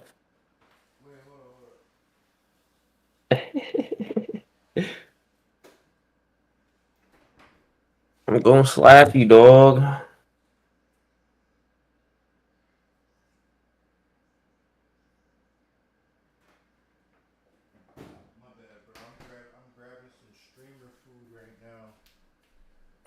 No, I'm already knowing. I don't even think a nigga could really do Fortnite for too long, bro. But Nah, real if shit. we do teams, definitely. Like, let's get it. Saying. So, we on Fort or? Yeah.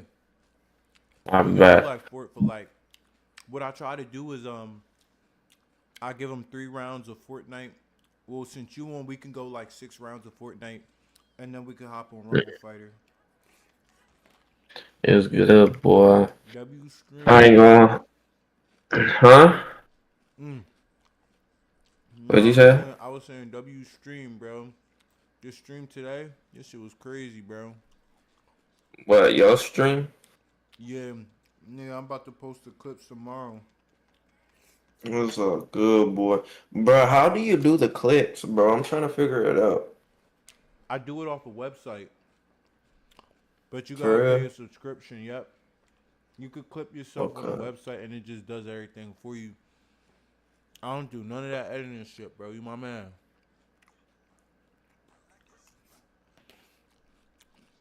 I'm Well, glad you your ass just hopped in the call. Yo, add my gamer tag, bro. what? I'm gonna add it right now. I'm on live right now. Sup, Jack? Yes, sir. Oh, you know what's crazy, bro? What happened? I just realized, bro, I just watched like 2 videos, reacted to them, and my desktop audio was off. Yo. See, that's one thing about streaming, bro. Don't feel bad, nigga. I did the same shit. Bro, I was watching Duke Dennis without watching Duke Dennis. Like, bro, that shit was so crazy. And I'm like, bro, I knew that shit could have did some views, some numbers, bro. So, Yeah. did you add me yet? I'm about to. I'm trying to pull up your username right now. I'm happy. Bro, to talk to your ass. bro, if you seen my camera setup right now, bro, yo, this shit looks so ghetto, bro. Okay, let me see. Go, click play, bro. Click play on your stream on Fortnite, so I can see your username, Pablo the Don. Okay.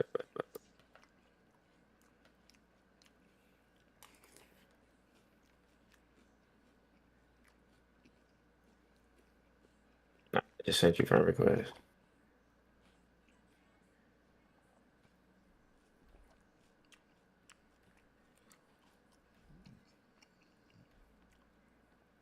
Two clicks of a button, man. You're in. Yes, it's 14 inches. Do it curve? Yeah, yeah, no. What? What kind of bro? Are we dead ass? Oh, hold on. No, we dead ass. This nigga said, "Do it, curve." Are we Do it, dead yes ass? or no? Damn. I just said, yeah, nigga. All right, nigga, shut the fuck up. Yeah, that's why you Rogers. You American. Oh shit. Here, bro. You want to play Bills, bro? Yeah, we on here with it. It's OG 490 Bills, alright? You hear me, brethren? What'd you say, brother? I said, alright, boom. Alright, ready up. Bro, let me take these ugly off shoes off this nigga. Oh, I got a free 100 V-Bucks. Bro. I got that shit on. That's what I got on. What is that? I got that shit on, boy. Yeah. Yeah. I'm good, bro. Shit, nigga, we gotta at least come. We gotta come with a win, bro. I'm gonna keep it a buck. Yes, sir. Go, Power Rangers. I ain't gonna lie, my reaction videos on YouTube, that shit growing. Yeah. Like I really just be on live, like just because, but I be clipping my lives too, so I be doing like 3 shits at a time. But I ain't gonna lie, the YouTube algorithm is pushing my videos. I'm happy as shit, bro. Yeah. It's because you're consistent with it, and when you're consistent with it, it's gonna start putting you into that algorithm. You're gonna catch on to that algorithm, bro, and then which means you're gonna pop up on more people's page. You feel me? Yeah, bro, it's real niggas who commenting on my joint and all that. He's like, yo, great video, and like, yo, I hope you win, shit like that, bro. That shit be keeping me going, bro. That's why I be telling niggas, bro, don't ever get caught up in this IG shit where as though like followers is like means more than whatever the fuck, like subscribers. Like no, nigga, subscribers. I want to build the audience where as though people like I could drop a video and people would tune in just because it's me. Now that's difficult as shit. Nah, for real. My fault, bro. Man, you good. I got like something caught in my throat or something. Don't forget the balls too, yo. Yo, okay, bro. Yo, chill out, bro. Chill out, bro. Don't forget the balls too. Side. No Diddy phone him. Chill out. I remember when my young nigga said that shit to me the other day because niggas was trying to roast me. I'm like, yo, what the fuck?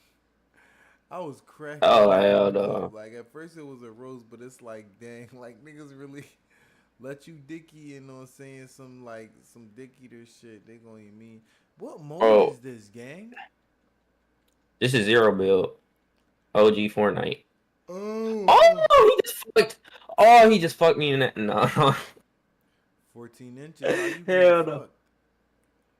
Yo, bro, this nigga just like beamed me, bro. Oh my like God. I don't even. Got his ass. This nigga really. Oh no, he's coming to fuck. No. Shit. Damn. He said he's coming to fuck.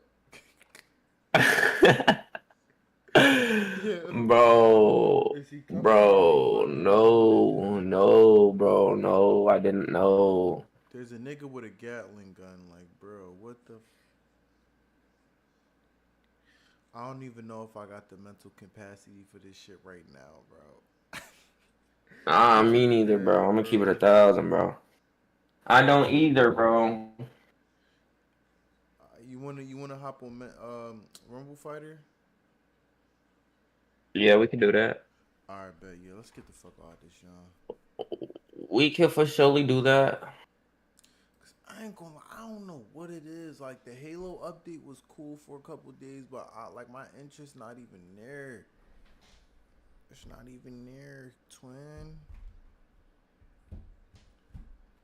Oh, bro, look, hold on. Can I show you this clip? Look, I'm gonna show you. I want to show you the clip I got. You hear me? Yeah, I'm listening.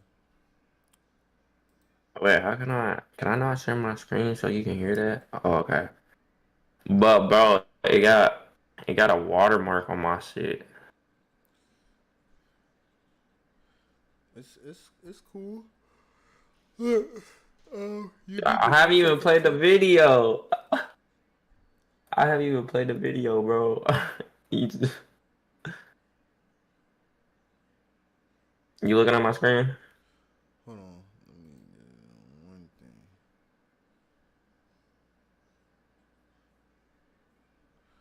Alright, let me see. Look. So I got this clip, but I feel like it's short and it got the fucking watermark. Oh, nigga, you use the same joint I use. I use Opus Clip. Like, I ain't musty no more, gang. Finally, I ain't musty, nigga. Yeah, this is genuine. This is you mean, and they see the piss poor quality camera. Niggas definitely gonna tap in, gang. But bro, like I ain't gonna lie, like you don't feel like it's too short, and like you think the watermark is gonna fuck it up. I mean, you using Opus Clip for free. I mean, and gang, you started from the ground up. Be proud. Be proud of this shit. That's how you really gotta think about it. Who gives a fuck? Are you getting paid to be professional? No. You're trying to get paid because right now you're broke. Right? Niggas is Nah, bro, that's it. So it's like you can't worry about the small shit or try to make shit look good. Like, I know niggas probably look at me like, dang, like his setup, you feel me? Like, but don't look at it like that. Look at it like, nigga, you made money on live for like the past 2 days. That's your reality. I didn't make no money off no live, bro. Truth be told, I ain't really make a dime from the internet.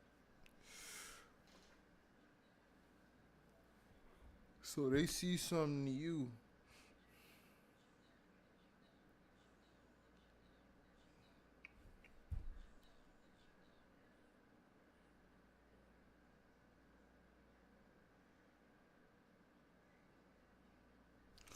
Oh shit, hold up. I'm getting sidetracked.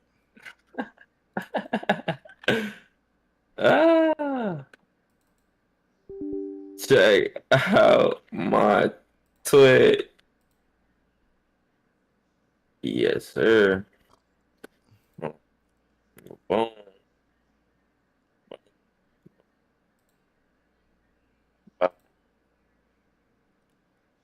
Bad. Add a link. Cancel, never mind. Everyone, music copyright check. Content check title.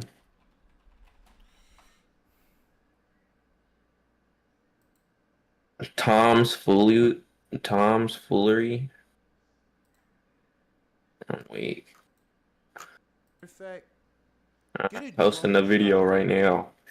Get a drone shot this time. I want that drone shot on the scene. Content under review. My outfit, and then you know, you try to post it to YouTube. Let the crowd No, I try to post it to TikTok. You know what I'm saying? Talk over me. We aim to notify you, bro. What? I'm gonna put my voice on that talking part, and yeah, that's pretty much it.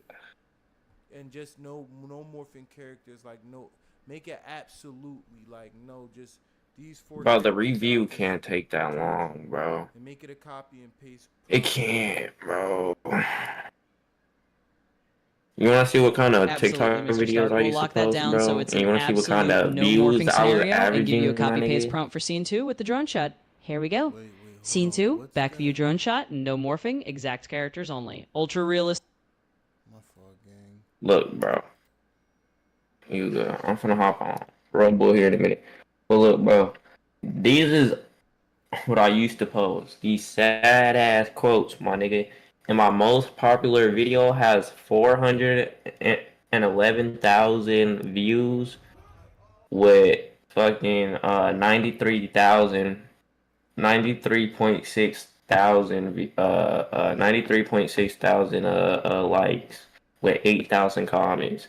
And I was 13 when I made this, bro. I was experiencing this at 13, my nigga. Damn.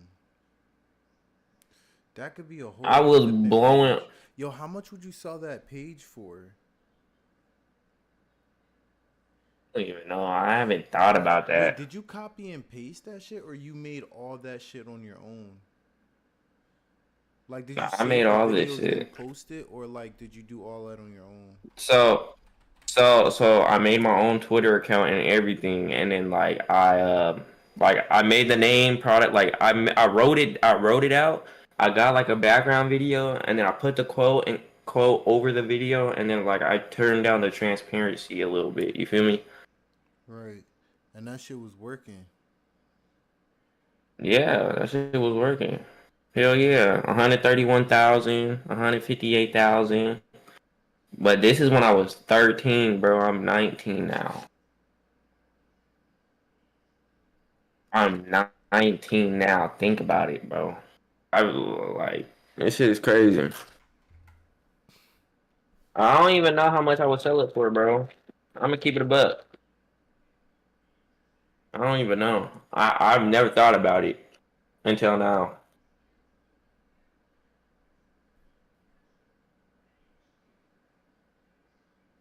How much would I sell this bitch for? Mm-hmm. I don't know.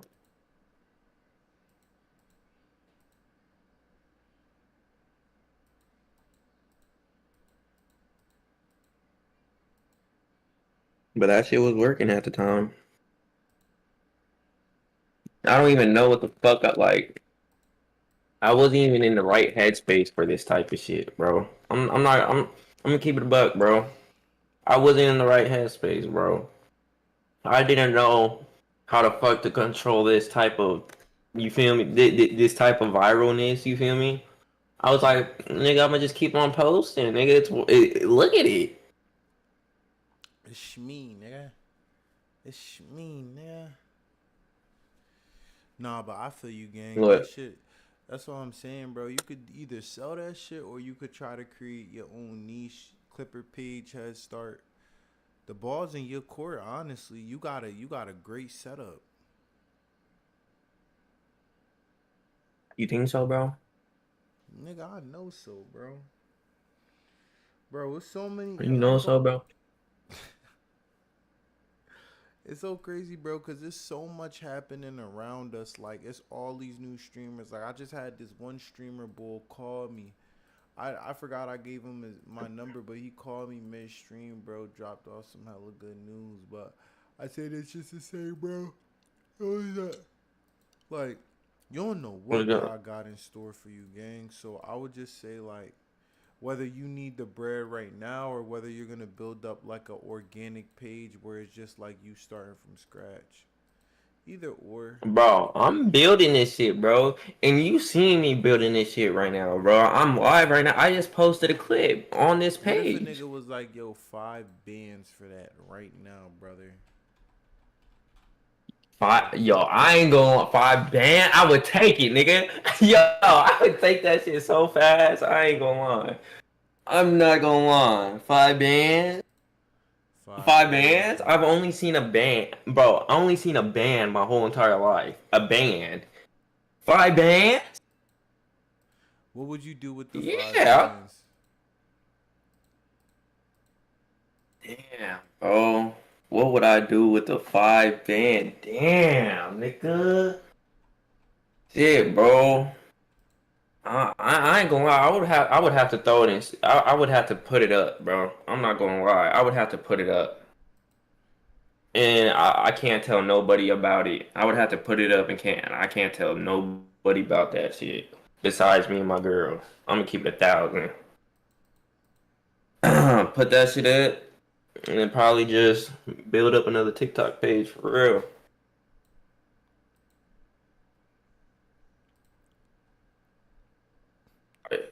for real, bro. Nah, for real. Really just put that shit up.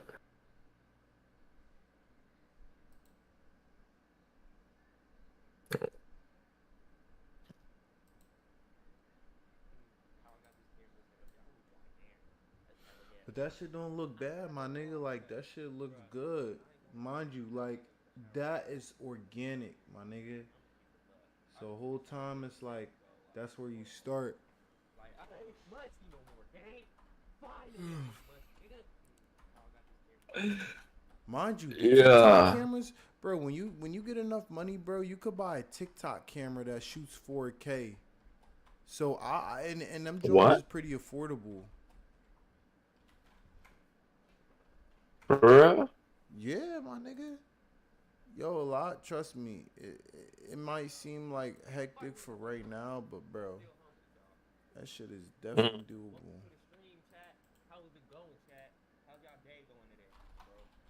These are all ass. I'm gonna just wait until I'm done with this live stream I'm doing right now, and then I'm gonna see what kind of clips I can get out of that. For real, but let me hop on this shit. Let me hop on Rumble. Bro, that shit died off so quick. You know that live streaming platform? Oh, Rumble, right? Yo, I forgot. It's called, about yeah. that shit. Yo, rest in Rumble, peace. bro. That shit was like out for like a year, my nigga. Rumble. Yo, is that still a thing? No. Bro, am I tripping or am I having like or was there nothing called Rumble? Like RMBL or something like that. RUB I swear to God. You on to something, twin. I know, like, I remember that same shit. I swear it was called Rumble. And like you can also like have it's like you can put it in like episodes like a TV show and shit, bruh. I swear, bro, I remember that shit. I swear, bro. I can't be tripping, dude. Rumble.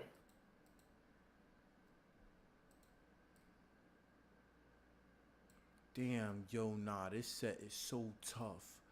Yo, I just accidentally made one of the best head pieces of all time. It's right here. God damn. Look, Rumble is right here.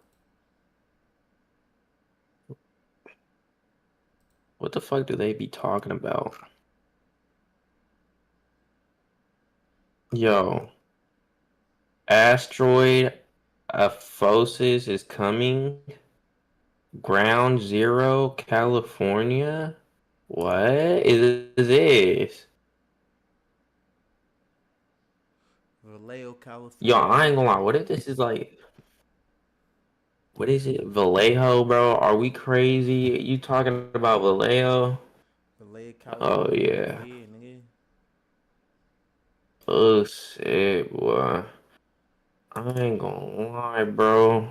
You wanna, hold on, bro. You wanna see how my setup coming right now?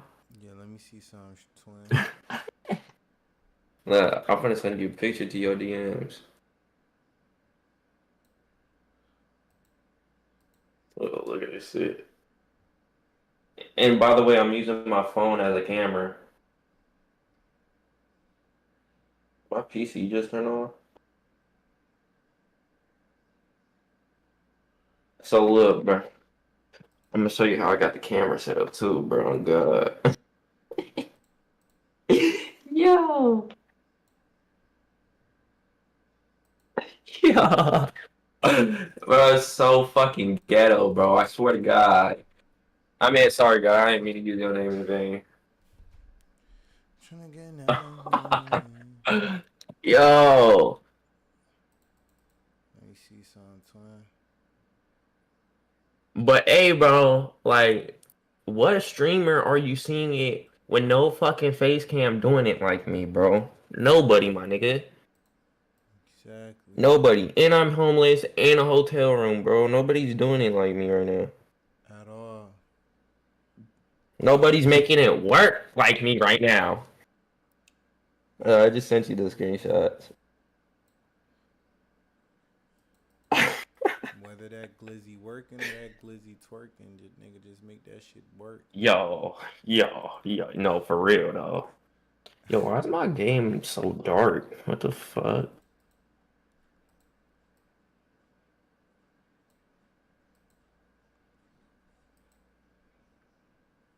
Thank you for the $500. Say less. Bobby. Alright, bro. So what should I do right now? Oh, you want Rumble Fighter? Yeah. So look, I'm just making sets right now, but we probably gonna be. I'm not trying to go. Yeah, I'm trying to get in a game with you, bro. I'm not trying to go on that motherfucker. No, I got you. We definitely is. What the fuck had just happened? Oh. Wait, I just accidentally went to the plaza. Oh, nah, you good, twin. Plaza, you could check out what you look like.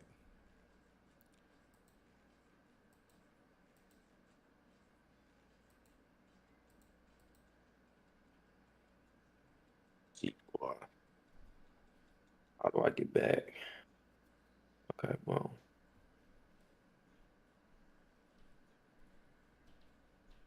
Do. Hey. Alright. So chat, we are on a new game. I just got put onto it yesterday.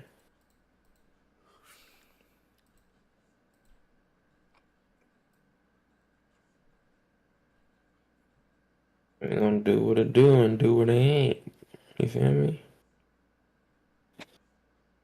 So is it not gonna capture this as a game, or I guess not. Alright. Alright. And for some reason, bro, this game messes up on my tabs. Damn, that's ass. What? That John be messing up on you?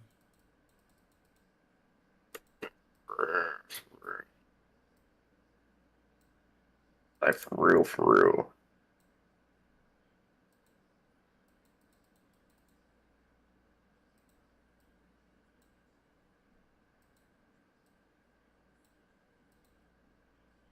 Like, nah, bro. You seen the setup, bro?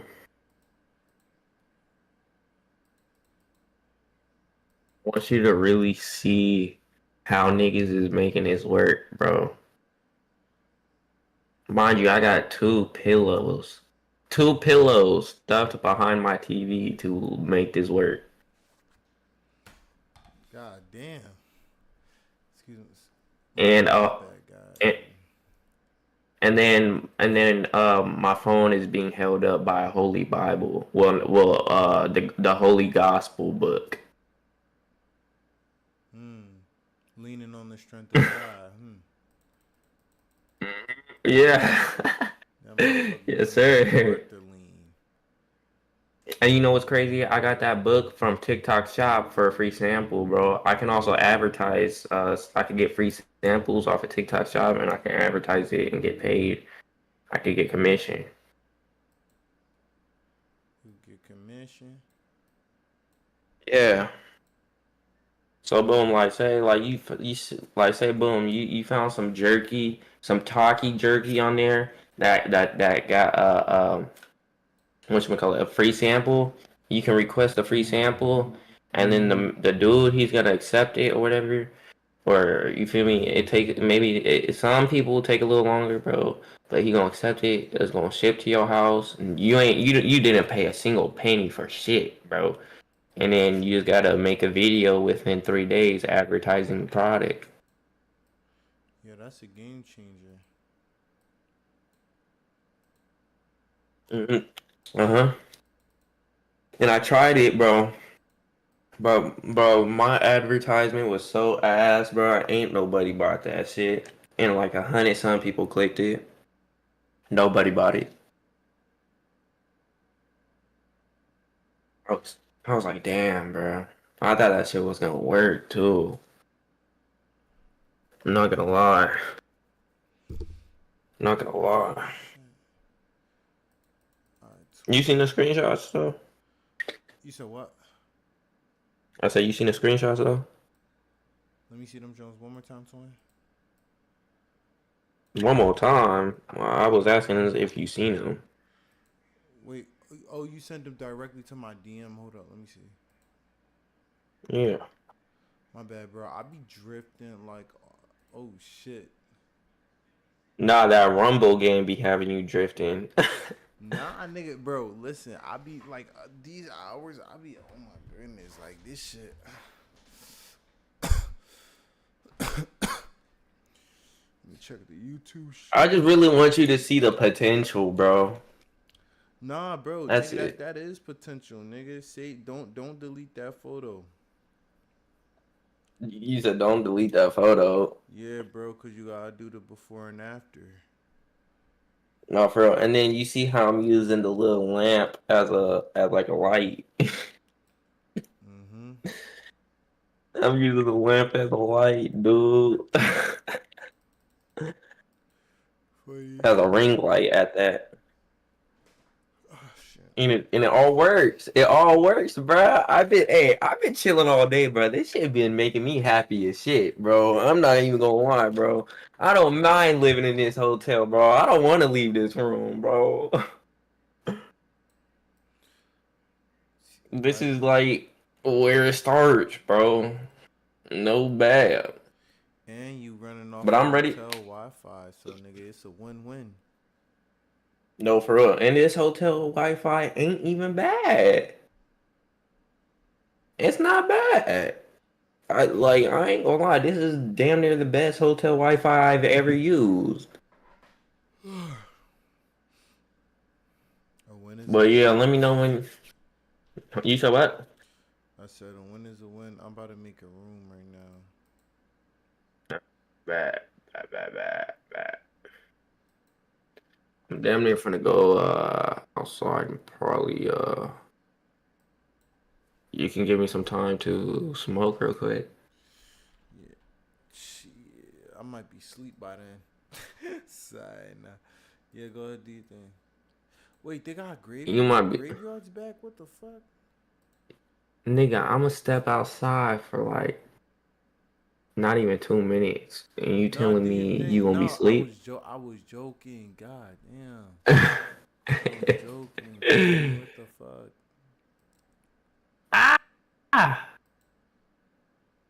Nah, for real, my bad, yo. Like, come on, bro. You can't judge me, bro. You know Reggie, he be doing his thing. He be doing his thing in the Clover House, bro. You can't be judging me, bro. I was gonna be on the same type time. Nigga, who the fuck said I'm judging you, bro? Cause, bro, I just feel like when someone figures out like another nigga smokes weed, bro, and like I don't know, like I just be feeling judged for it sometimes, bro. You feel me? Yeah. You feel me? Yeah, I feel you. Oh, did I tell you? Did I tell you I got the job today? Yo, congrats. Let's fucking go. Let's go. Oh, It's man, all I'm so working, happy bro. for you, bro. Mind you, imagine if you was able to live in that hotel for a fucking year, bro, and just paying that shit off using your job. I can. I really can if you really think about it, but that would be hella expensive, don't you think? Yeah, it definitely would. But my nigga, I ain't gonna lie though. I really I could really do that. Yeah, it'll probably be taking up that chunk of my money, bro. But like I could really just stream and like hopefully I'm getting income from that. Just like how you just maxed out your shit, you feel me? Paid the 6 month rent, and now you on that grind, you feel me? Mm-hmm. Now you on that grind, so my bad, man. Like, And nigga, I just got like a little bit of weed, bruh. I ain't smoked in a few days, bruh. So Yo, I I'm a, know it's probably gotta be like grants or something, man. what? Like grants, like But shit that could probably help you pay for like living in a hotel. well, I talked to my PO officer today, bro, and he said I can get like a motel voucher for like 2 days. But I don't know, bro. I need to find something that can pay for a hotel, bro. Or like something, bro. Cause I ain't going, bro. If I can, bro, I would really sit in this motherfucking hotel and do it. I would really do it, bro. Like, and when my girl gets out, bro, she would be in the streams too, bro. I ain't even gonna lie, bro. I would really sit in this motherfucker for a year and do this shit. Like real life. Hold on. Hold on. Matter of fact, I'm finna join the call on my phone and I'm finna bring you with me. If you cool with that. Yeah, that's fine.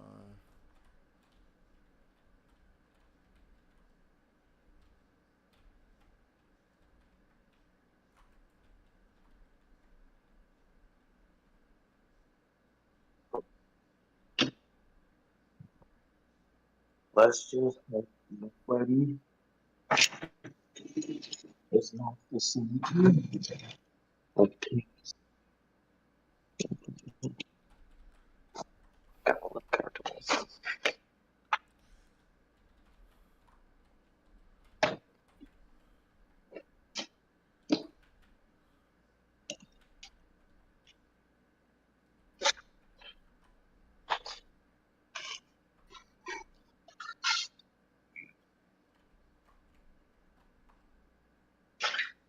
Oh, you know, if you get the car,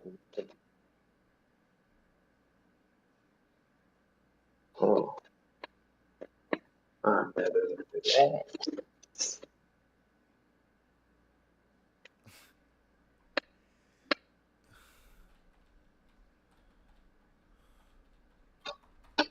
Stepping outside, working. Oh my god, bro. So easy.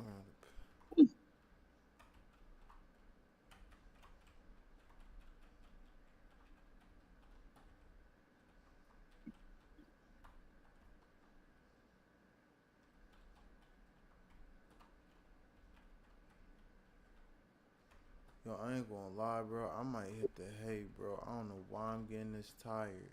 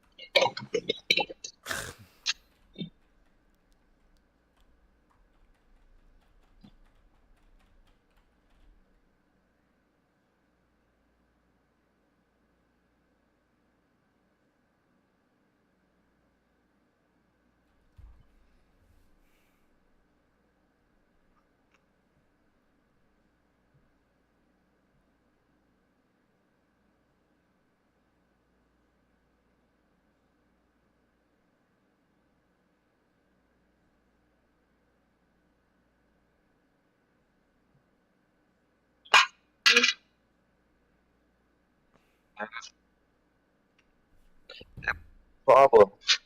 Yep. Yep, young nigga. You need to start reading your chat. What nigga saying? Nah, you right. No. I know why you saying that too. I just, nigga, I be in your stream texting, nigga. You don't be seeing that shit.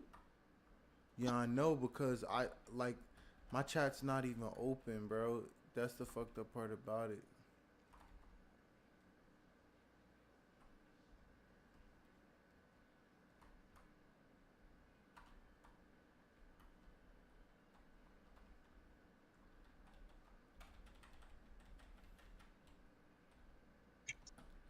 You are. Yeah, you need to start having your stream open. Real rat. Oh, you right. Can't do all these fucking frogs.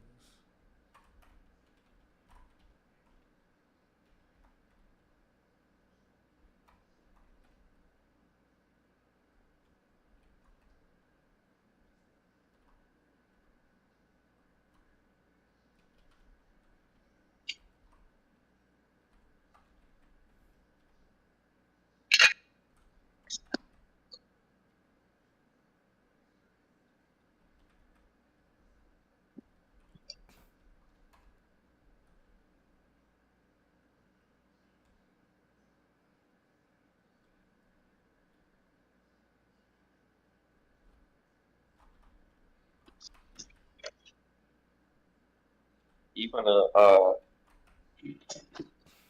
to sleep or be on roll? Hmm?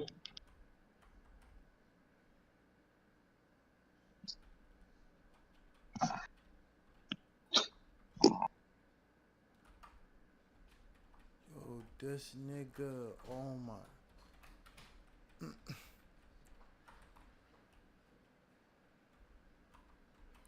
That chat, bro. I gotta go. You feel me? Flame up real quick. No cap. No cap. Hold on. Hey. So you go to sleep or we on Rumble? I'm gonna lay down. I'm not. I don't know if I'm like. Yes, but no, bro. Cause I don't know what like this drowsiness. This shit kind of. Oh, fuck. Alright, yeah, I'm gonna lay down. You been grinding. You been grinding for now. And nigga, and plus, nigga, I just came from a run. Like run club. The run club was today. I'm gonna hop on Discord on my phone though. Niggas could still be on their job. Crave point block this. Yeah, that's good.